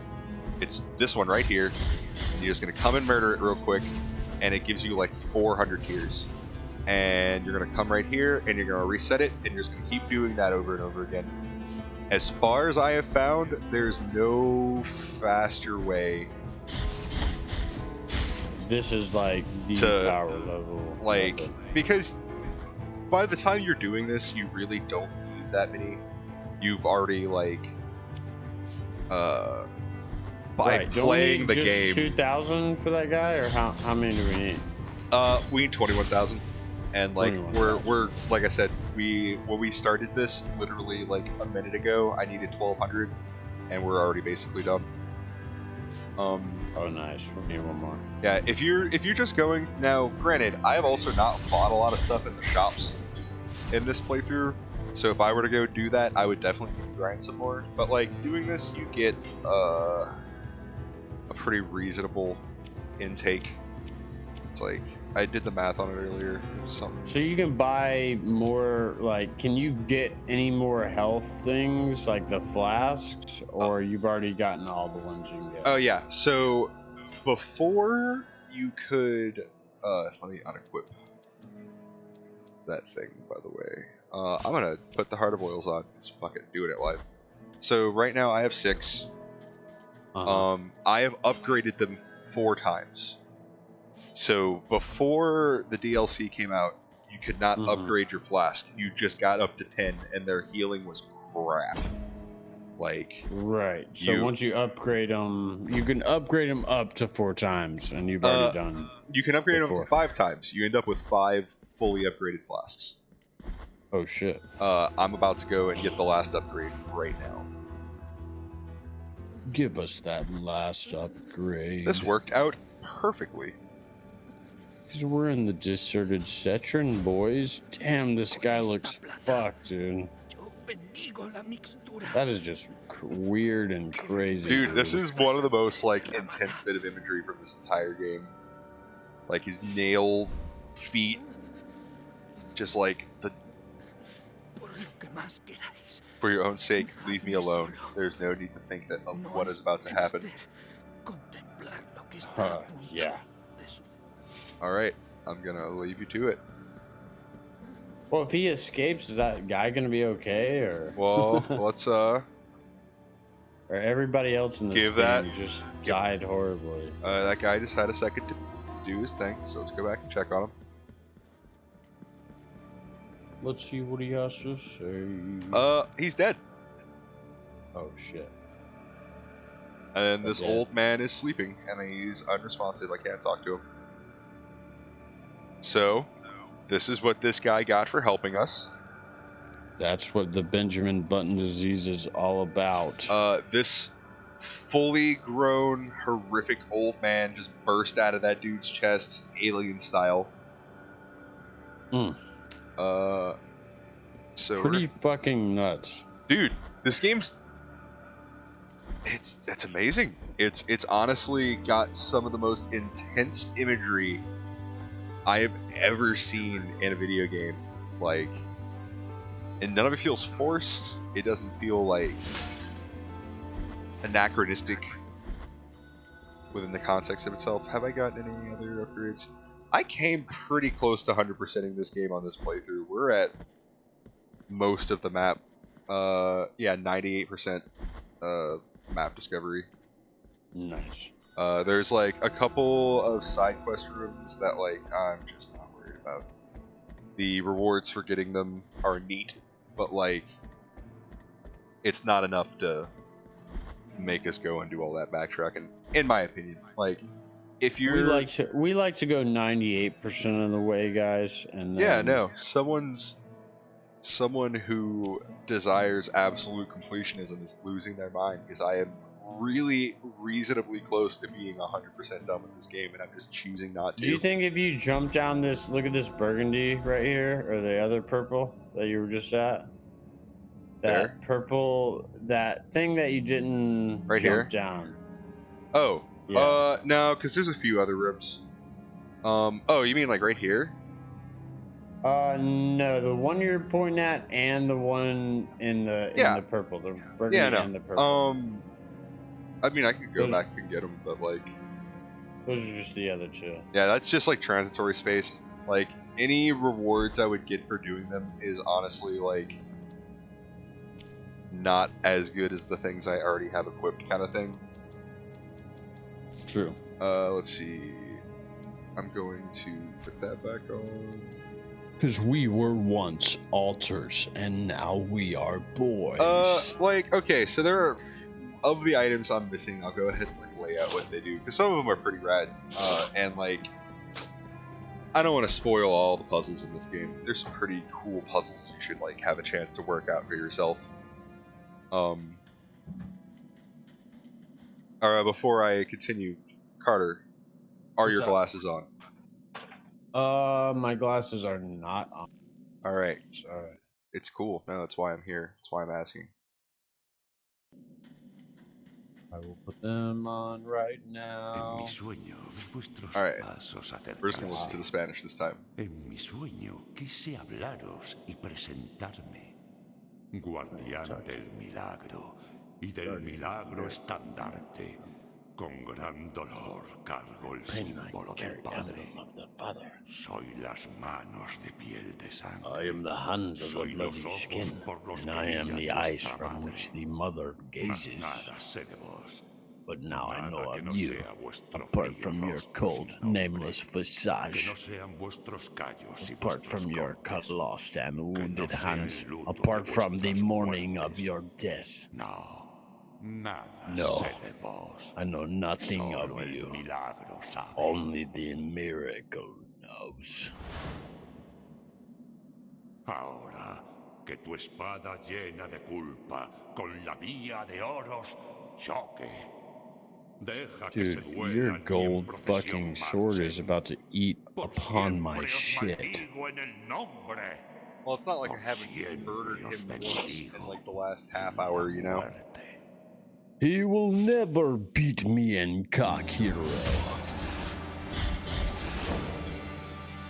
His Holiness Escribar. More like Deadle Bar. I call him Deadle Bar. That's searing. That's intense. Carter, you really gonna say something that mean and clever? He is Can't so stress dead. how the clever part is really what I'm stressing here. All right, I think the exact same amount of damage that I took the first time I fought him. That's actually now you see me awoken as the son of the true miracle. Wait, you shattered a mirror. Oh shit, dude. A fog of war covers us, but we are not going to be the men that will be afraid of that fog. The last sun will go down.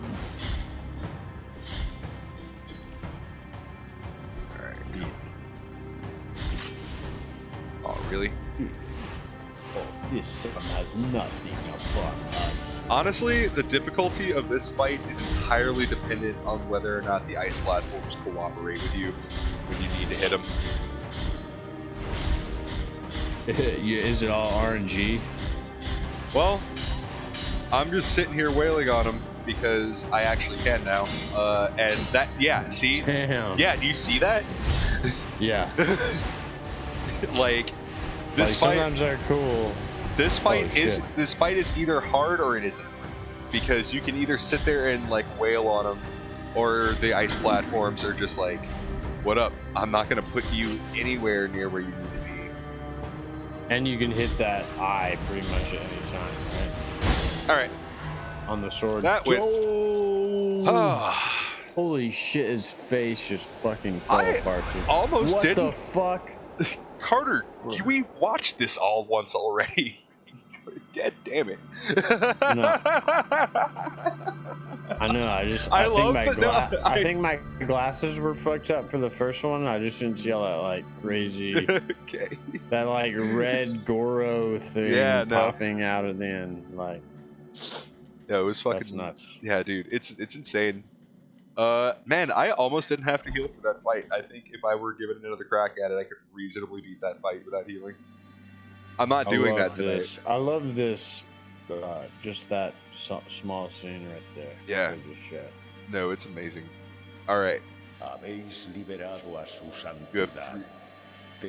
You have freed His Holiness from his afflicted torment, and now he walks by the old processions on the other side. The cradle of the grievous miracle, final relic, a rail of blood and gold that emanated from the forehead of the Father as he silently lamented the moment of his blessed christening. The first relic is here, at the top of the Ashen Mountain next to the turned throne where His Holiness was kissed by our miraculous pain. And now, your final communion, the miracle awaits. Only you will be able to know how much of it has seeped into your guilty heart. Joke's on you, all of it!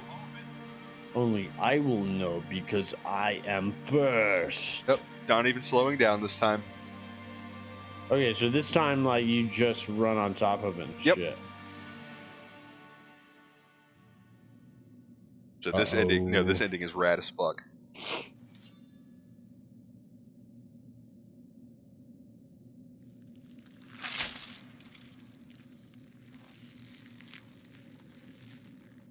Holy shit, dude.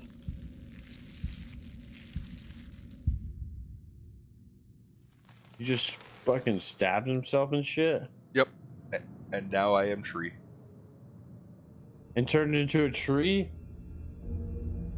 Let's keep watching.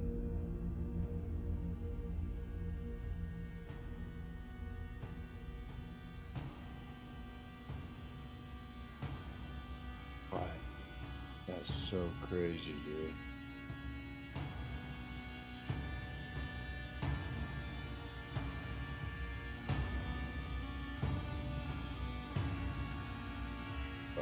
Fuck.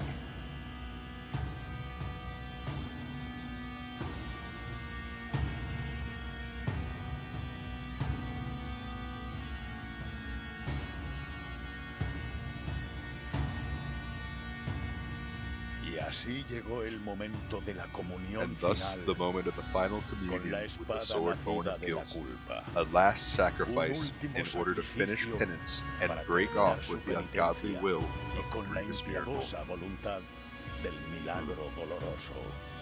But the plans of the miracle are capricious. Penance never ends, but changes, hurts, and condemns at will. That it does. There is no place for the penitent one on the other side of the dream. His place is here among us. He is the new Father and the last Son of the miracle, recipient of our prayers, forever and ever.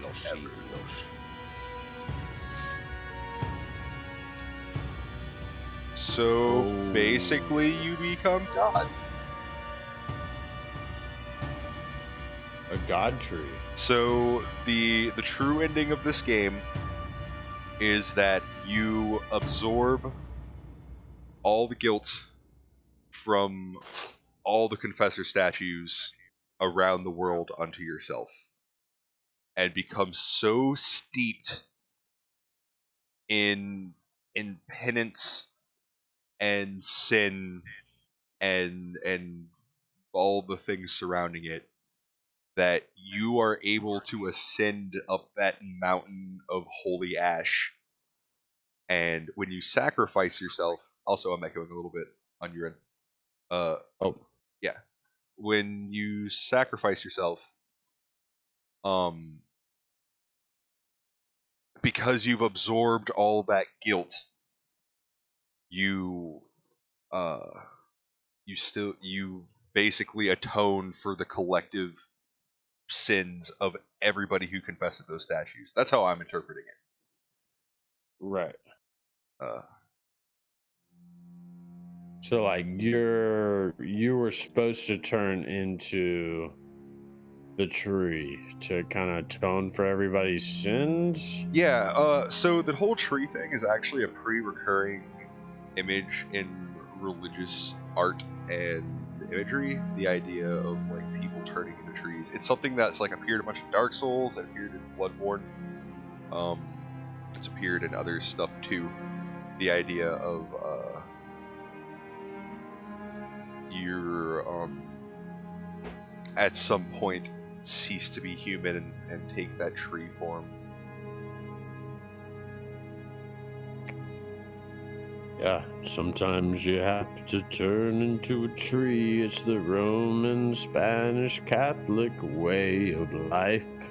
We met every character. There is no one in this game that we didn't talk to. I am actually... This is a good playthrough.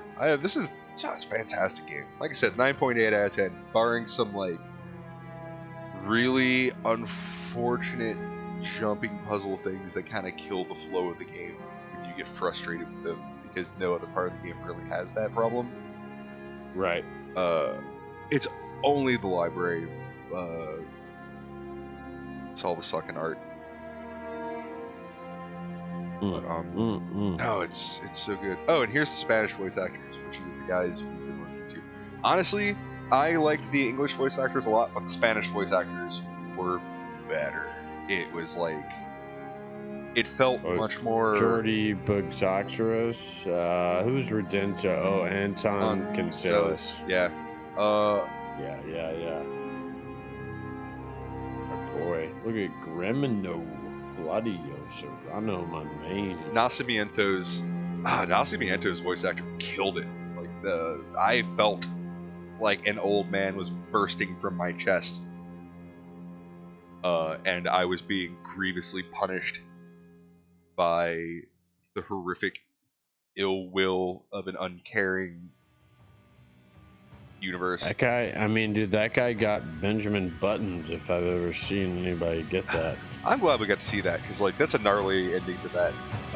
I would have been not terribly upset if we ended with you like him having the dude hanging out of his chest, because that's definitely grotesque enough. But it's good to know that eventually his suffering ended, because he just dies. Much like most of the people in this game. Team 17 Digital Ltd. Yeah, no.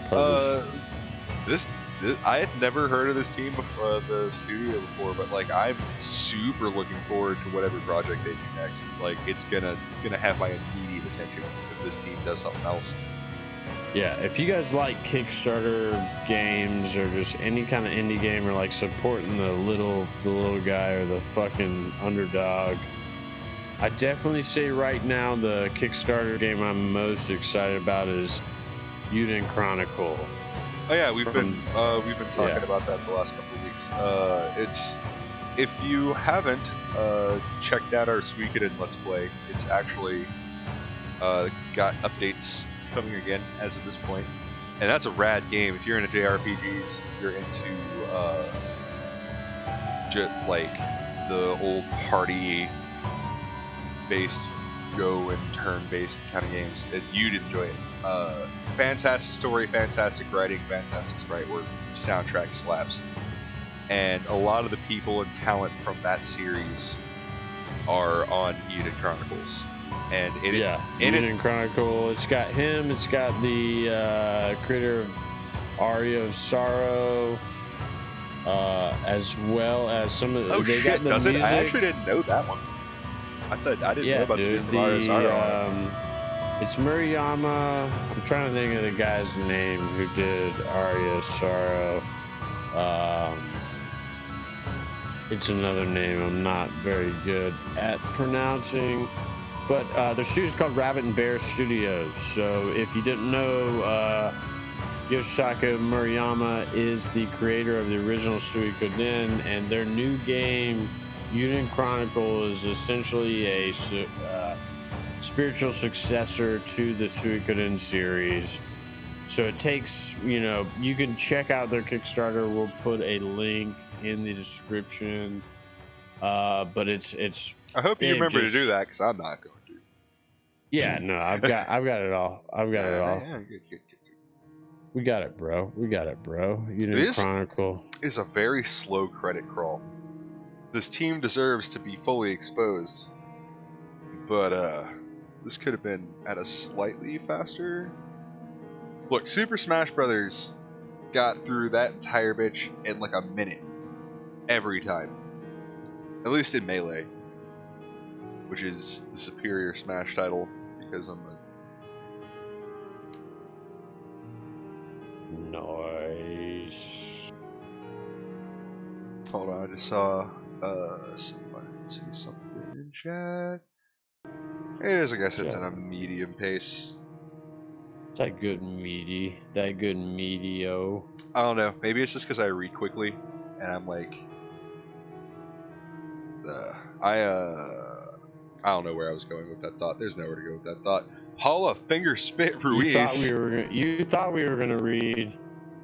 You thought we would read the credits, but you were wrong. Well, because we will not read your own credits. Credits. You're all grown adults, maybe. I don't know. I don't know what our target demographic is. I hope it's grown adults. We talk about a lot of vulgar things. Definitely. Right. This is definitely not a show for children. We talk about how much of a family show we are, and then immediately address the fact that final boss kind of looked like what I imagined a clitoris would be like. But again, yeah, I don't know, man. I mean, that's like, if you're talking about like just something that's totally made up and that could have been it, but it's like, I mean, I think that was like a better representation of what it could be, and if it actually existed. I think it did a better job of representing it than Indiana Jones did. If I want to be honest. Yeah, I mean, Indiana Jones like got you all kind of sidetracked and stuff, and it's this game was made possible by more than 10,000 Kickstarter backers. Oh yeah. Damn straight. Sorry. Anyway, continue. Well, yeah. Indiana Jones better representation. No, this is a better representation of the clitoris than Indiana Jones. True. Yeah. Which is crazy because it had me convinced it existed for a long time. Well, I mean, they wrote, like, the Spanish Roman Catholics wrote an entire like history and like book. It was like a book, like a collection of articles about like what like a clitoris could be or what it could look like, but like they never said it was like based on like a real thing or anything. They were just speculating completely like on hundreds of years of history of their ancestors who were writing about their ancestors. Yeah. So it's basically like 3 passed down stories of a complete made up thing like the clitoris, like passed down through generations. So it's like the telephone game, but with something that just doesn't exist at all. Yeah, so you think it's like an origin myth that like took on a life of its own and just somehow persisted into the modern culture? Like it's something that our forefathers in their ignorance perceived to like exist within the world, and then because word of mouth carries over across generations, this idea has persisted, even though it's clearly ridiculous. I think you're onto something. I think we're really beginning to unwrap where this could have come from. Like I consider myself a historian when I'm not studying the law or playing video games on the internet.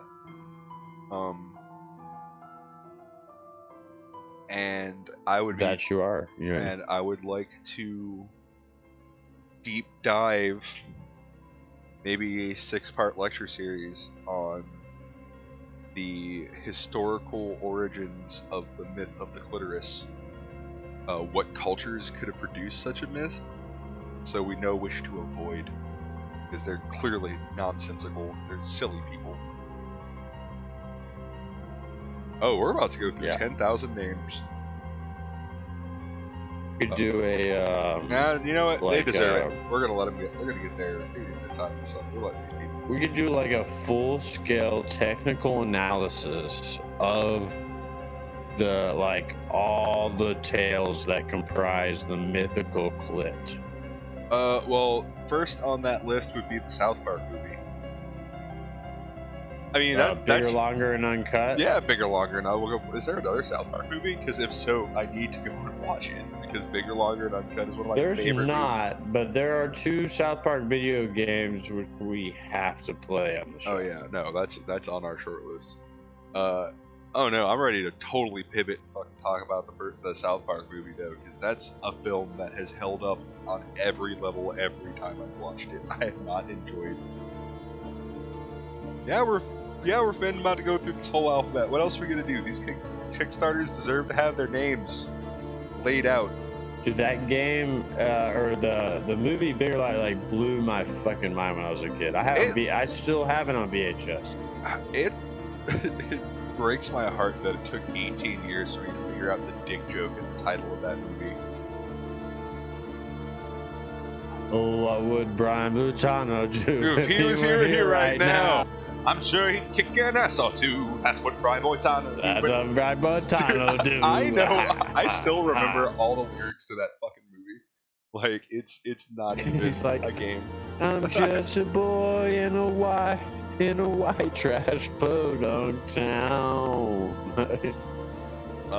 My favorite. I think my favorite song possibly is "I'm Super, Thanks for Asking." The fucking big gay Al song. I'm super, thanks for asking. All things considered, it could be better, I must say. Oh my god, it's so funny. Oh yeah, I'm super. Thanks for asking. Oh, nothing bugs me. Everything is super when you don't. You think I look cute in this hat? It's so fun. Oh my god. It's like. You can't say fucking, you shouldn't say fucking, okay? No, it's... I could have these huge salty chocolate balls. It's a shame that chocolate salty balls. Dude, I have Chef's, what was the CD they released? It was Chef's something, fuck, dude. South Park had like a music CD that came out. And my mom would never get it for me. I finally got her to get it for me, and it just had a bunch of vulgar shit. But it had Cartman singing Styx, Let's Sail Away. Yeah, oh yeah, because he has to sing it every time he hears it. He has to sing it to completion. So can you actually pull the Styx, the Cartman version of Styx up right now on YouTube? If I want to interrupt this sick credits music And also, I don't know if that'll get us copyright struck. Will we get destroyed on copyright strike? I don't want to roll those dice. Roll the dice. Chef Aid. Thank you, Platinum Frog. That's what I was talking about. Chef Aid was the name of the CD. Oh god, the episode where Chef goes around and has like $200 million worth of sex before they come up with the concert idea. It's a shame that Isaac Hayes left the show because they ragged on Scientology, and he's a Scientologist, which is just a celebrity money cult. What do you think about like Danny Masterson and all that shit, dude? He's like the best person on fucking 70s show, but he turned out to be like a huge piece of shit. Hide. Yeah, I know what you're talking about. But it's good to clarify in case you didn't. Because apparently he okay, just because I just know this because I'm a big Mars Volta fan, but apparently he fucking raped the singer of Mars Volta, Cedric Zavala's girlfriend. Huh. And that was like, I mean, that was like, I don't know if that's the one he got caught for, but like, I remember hearing about it at the time. I was like, damn, that just fucked me up. Like, no, I mean, they destroyed Hyde.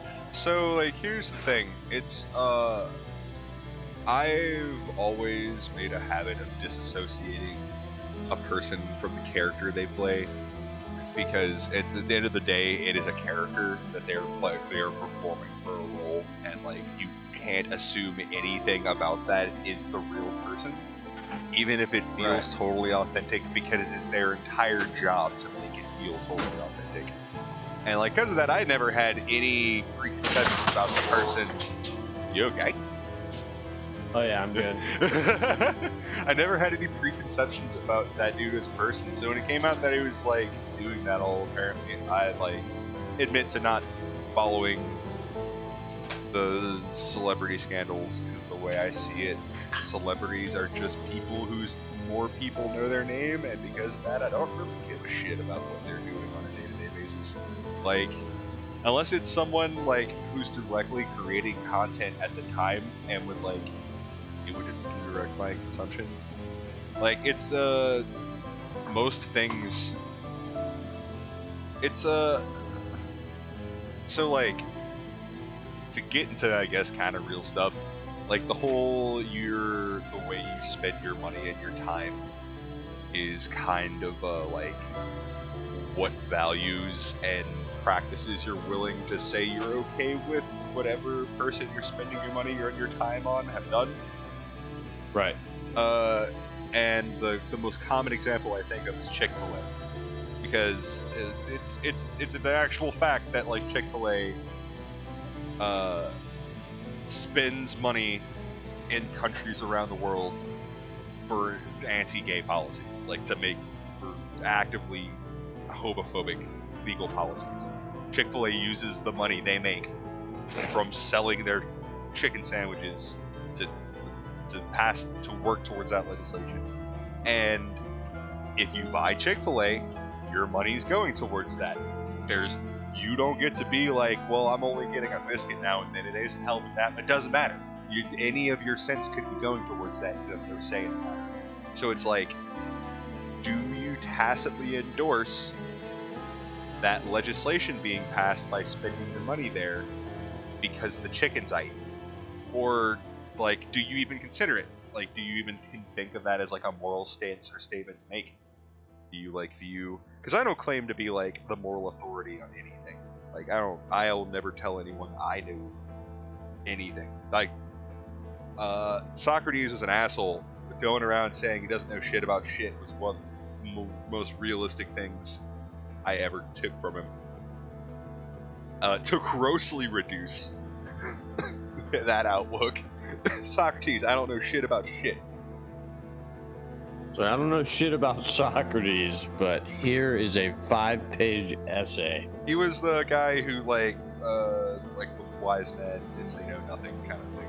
Like, I'm sure that, like, those weren't the exact words, but that's, like, the concept. Because the more you know, the more you're aware that you don't know, kind of thing. Like, I have learned history about a bunch of countries. I know that, like, all the other countries I haven't studied history on exist and have cultures and histories and stuff just as rich and lush as the ones I have studied. So by learning stuff about a narrow band of things, I've enlightened myself to the fact there's a ton of places I don't know that about. And like every subject in your life that you learn more about to a deep level, and you're able to like really get into the nuances about it, you realize all the things adjacent to it that you realize the depth of knowledge you don't have about those things. And I'm like, I think it's a great feeling. I personally love learning that there's new things to learn. If I were ever in a Lovecraft story, I would definitely die horribly, because I'd be like, whoa, that book seems really fascinating, and it hurts my eyes when I look at it. I need to keep... Why? Why does it hurt my eyes when I look at it? I better look at it more. Look at it. Look at it. Look at that. Well, would you look at that? Wow, this book's full of casual racism, like Would Lovecraft. you just look at that? Would you just look at that? I like... It makes me sad. Or not sad. Or not even necessarily conflicted, because I'm pretty like resolved in what I feel about it. I love what Lovecraft has committed to the world. Like the things he came up with and like his world building has enabled so much cool storytelling. Basically, Bloodborne possible, and Demon Souls to a large extent, by which all of Dark Souls was made. So like, I have to give the man props for doing the world building. But he was really racist, and it's not even subtle. And also, his writing, although I enjoy its obliviousness, is kind of one note once you know what his shtick is. Platinum Frog says, for what it's worth, Ashton Kutcher is basically dedicated all of his time to catching pedophiles and traffickers. Oh no, Ashton Kutcher's a hero. I want to buy Ashton Kutcher a beer and hang out with that dude. Like, 100%. Dude, that like Catch a Predator shit, like I think was awesome. And then there was like, do you remember? I'm trying to think. Tom knows what I'm talking about, but there's certain YouTube, and I mean, there's tons of people who've probably done this by now, but it's kind of like scam watchers, and they fucking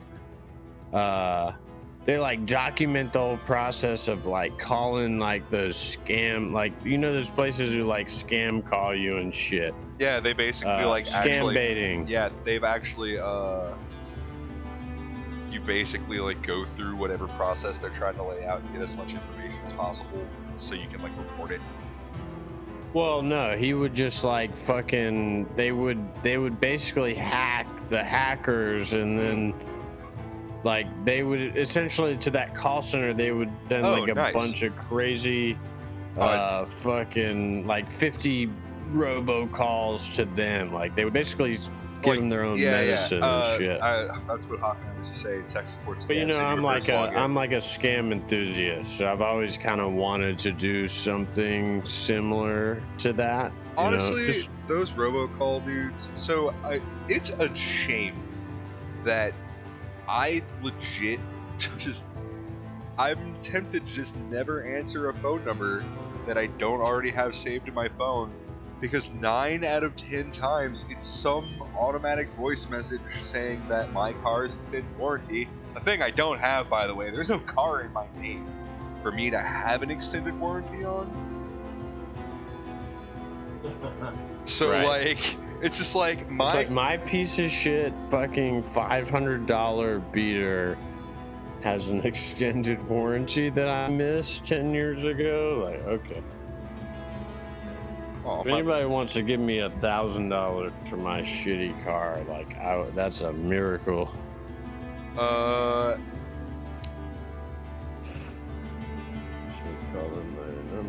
up, little man? I wish I had a webcam.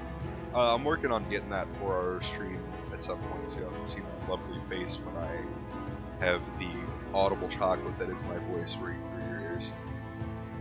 Audible chocolate ears. Because you would see that my cat has climbed up onto the desk. It is us with the audible chocolate ears, and not you, because we were first. It's true. You were first. It Oh is man, not you. It is us.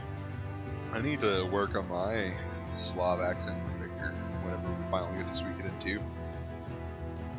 You will need to work on it because he is major character. Jelena Unbridled Love. That's a name. There's so many people that made this shit happen, dude. Oh, I know. 10,000 This is going to be us in the Uden Chronicle, by the way. We're going to be somewhere in this list. I was thinking we order the game under Two Scoundrels, so our name Two Scoundrels shows up. Oh yeah, dude. We're totally gonna get on we'll the Kickstart. on their. Dude, thing. that's gonna be our new low-key advertising. Is to just keep kickstarting a bunch of games, and put our name as the show name Kickstarter. That way, we are both doing a good contribution, while also getting some free ad space. And by free ad space, we can ad space for paying for it. Damn straight. I saw Paul Molyneux, and for some reason I thought Peter Molyneux. Well, not something. Oh, Peter boy. Yeah, Peter, dude. Do you remember when Peter Molyneux made video games? No, I do not. What games did he make? So Fable series was him, black and white. Also. Oh, okay. Yeah. So like, the Fable series is a tragic fall of like quality of game design, in my opinion. Because Fable 1 was a charming medieval adventure simulator where like your actions had roughly tangible consequences in the way people had and that was at a point where that was actually pretty new and novel, and every fucking game in their grandmother didn't have a karma system before that mechanic eventually like wore out its own welcome. And so Fable 1 was rad.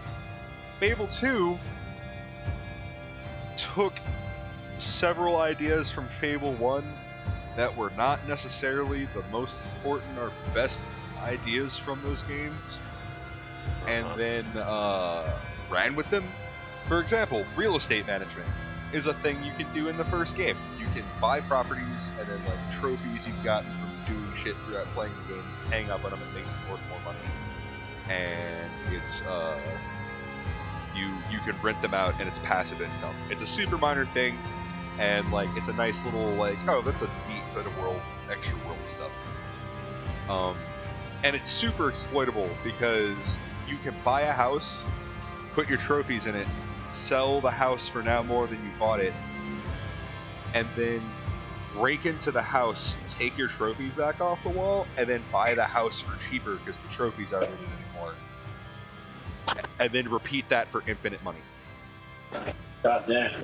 Yeah, no, it's a dumb exploit that, like, the developers very reasonably didn't think about, because who fuck's gonna think about the idea of someone, like, committing real estate fraud in a game about medieval fantasy adventures? Right. Well, they'll do it.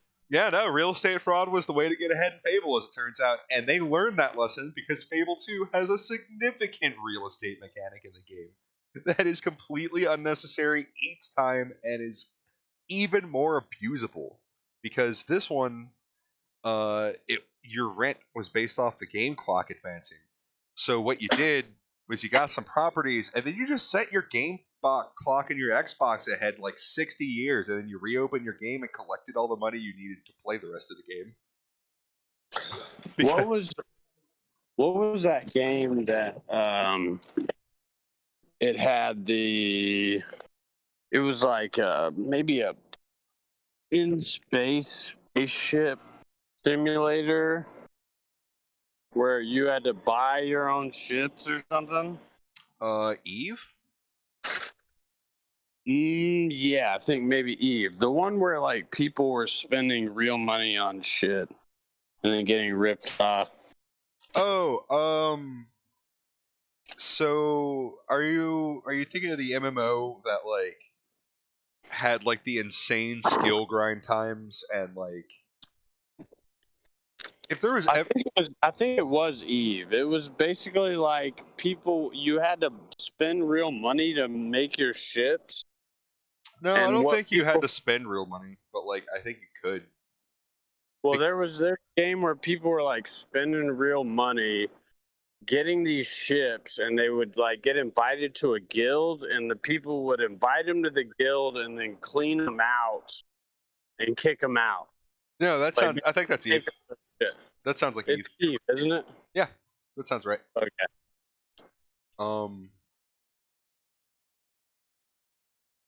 Yeah. So Played it, but I just Eve- heard like that people were making millions of dollars just like ripping people off on that shit. Eve is one of those games that, on paper, I think is one of the greatest ideas ever for a game, and in execution, it's fucking spreadsheets. It's the idea of a completely self-player made universe with massive factions and fleet battles and skill development and all this rad shit is so good on paper, and they made all the gameplay boring as hell because there's no direct control over any of it. Like it's because I tried it. I was like, hell yeah, I'm gonna fly my little frigate around and make interplanetary deliveries and be a space trucker, and eventually like join up and go and travel around space. Nope. It's like playing fantasy Star Wars. Yeah. Like, you don't get any of the action. You're just like kind of. Well, you don't really have direct. I had played games like X-Wing and TIE Fighter before that, so I was expecting like flight sim level controls. And up cutscene. Like Carter, maybe cutscene. third person Deus Ex thing. Y así se borre vuestro nombre bajo los cielos. And thus your name shall be erased under the heaven. Yeah. Holy shit. Wait, who just took the sword out of him? The girl we fought. And that was Blasphemous. That was it. Damn. This has been a gnarly experience. Like this has easily been one of the like most fun games I've played in a hot minute, and I'm super glad that we played it. I have not many games have left me fulfilled on this level. Like it's up there with Dark Souls for me. Like Aria of Sorrow. I haven't played Symphony of the Night yet. It's definitely a good game you can knock out in like little time. Yeah, this is like if you have a whole weekend where you're like not doing shit, you could easily knock this out. Like you could 100% it and like put yourself in position to like try the new game plus, which we are going to try at some point. I'm in the middle of giving it a go on my own like first playthrough, but like I think based off of how fun this first one's been, like giving the hard mode a go and like getting the extra story, because there's more story stuff in the new game plus. If y'all would like us to jam out on the hard mode of this, maybe a stream or something, just throw it in the crotch box down Actually, there. let me pull this back up so I can show y'all. Because we try to answer all our comments and look at like any messages we have from you guys, just to better the show. Anything we can do.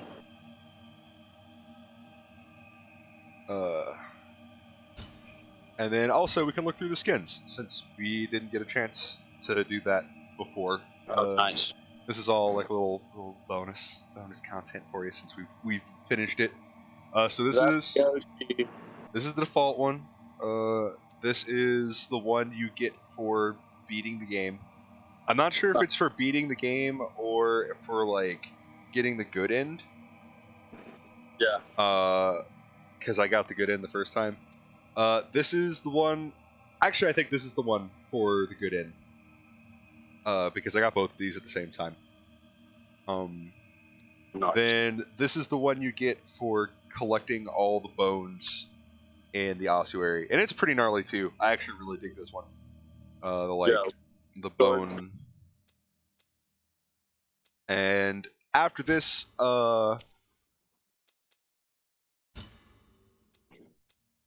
you have the option of going into New Game Plus, and each of the New Game Plus modes has a different reward for beating it.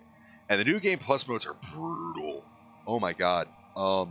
It's so there are 3 of them, and the rules are basically as follows between them. There is what I call Castlevania mode, which is you no longer have a health bar, you have health pips. And every hit you take, no matter how hard that hit is, takes away a pip. And your healing flask things give you pips back over time, but if you get hit, it stops the healing. I'm starting it on mine, but honestly, I've got the spell that lets you get health back for hitting stuff, and because you get a full pip every time you hit something, it's actually kind of better than it is in the normal game. It's actually easier in a little bit of ways. Second game mode is like a magic focus game mode. All your prayers deal more damage, and your fervor. Your fervor comes back more quickly. It auto comes back. In this mode it doesn't, but in that mode it does. But your regular attacks do like half damage, like out the gate. More things to make fun of me for. Yeah, no, I was eating shit on my first playthrough of that. It's a lot harder. I'm trying the Castlevania mode run right now. And then the last mode is called True Penance. And True Penance, every time you leave a room, all the enemies in it respawn. And every time you die, you automatically lose the maximum amount of your health bar and your fervor bar, and you drop all of your Tears of Atonement. And if you don't pick them back up, you just lose all of them. Damn. So imagine having 21,000 tears set aside after long and arduous grinding. Although you'll be getting tears way more quickly too, because you're going to be fighting stuff literally every room. So like, it balances out. But that one's supposed to be the hardest one for obvious reasons. If you fuck up once, you're starting at a huge disadvantage. Yeah. But I think that is where we're gonna call it for tonight. I am so glad everyone who hung out with us did. It has been an absolute treat to bring you Blasphemous. Devil May Cry might be a fun something to try. We haven't done anything like hack and slashy on the channel. A little Devil May Cry 3, boys. I actually have not played any of them, so that would be a pretty fresh experience for me. I'm sure there's a reason people like them, and I've never actually like. I've seen someone play them. I think it was actually Platinum Frog here in chat. But like I myself have not put hands on it. I played a few of them back in my day, just the first 3. I would actually be interested in playing like the original one. Also, I've heard Devil May Cry 3 is like really difficult, and also that like it's the version we got isn't actually like the full difficulty either. I don't know if that's just like some Mandela effect shit I'm remembering from like old video game rumors, or if it's like actually true. They released like I don't want to say remake, but I think they released remastered versions with updated controls.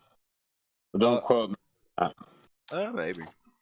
Someone in the chat want to confirm whether or not Devil May Cry has done some kind of updates. Oh, we got Japanese hard mode as normal. That's what it was. I got that backwards. Gotcha. Wow, that's like the opposite of Mario 2. Because Mario 2, we didn't get the actual Super Mario 2 until later. We didn't. Super Mario 2 was like the real Super Mario 2 was released in America as Super Mario: The Lost Levels, and we got a reskinned, completely unrelated game for our Super Mario 2. That's why we got that bizarre. Someone where you can be like Toad and Peach and shit. And it's the one where like the enemy designs feel really bizarre and like they have nothing to do with Mario, and that's because they, before that single moment, had nothing to do with Mario. But the crazy thing is, that like most of the enemies in that game are now like super iconic to Mario and not their original property. Like Shy Guys were introduced in that game. Snippets, Birdo, like just a ton of little ton of things that end up being like Mario staples. Yeah. And like they were all from a game that like had nothing to do with it. Was that new? Well, Well, hell yeah, dude. Well, I guess we will leave y'all to it. Thank you again for everyone joining us. I've been Rob. And I've been Carter. We love you guys. Thank you so much. All right. Night, y'all.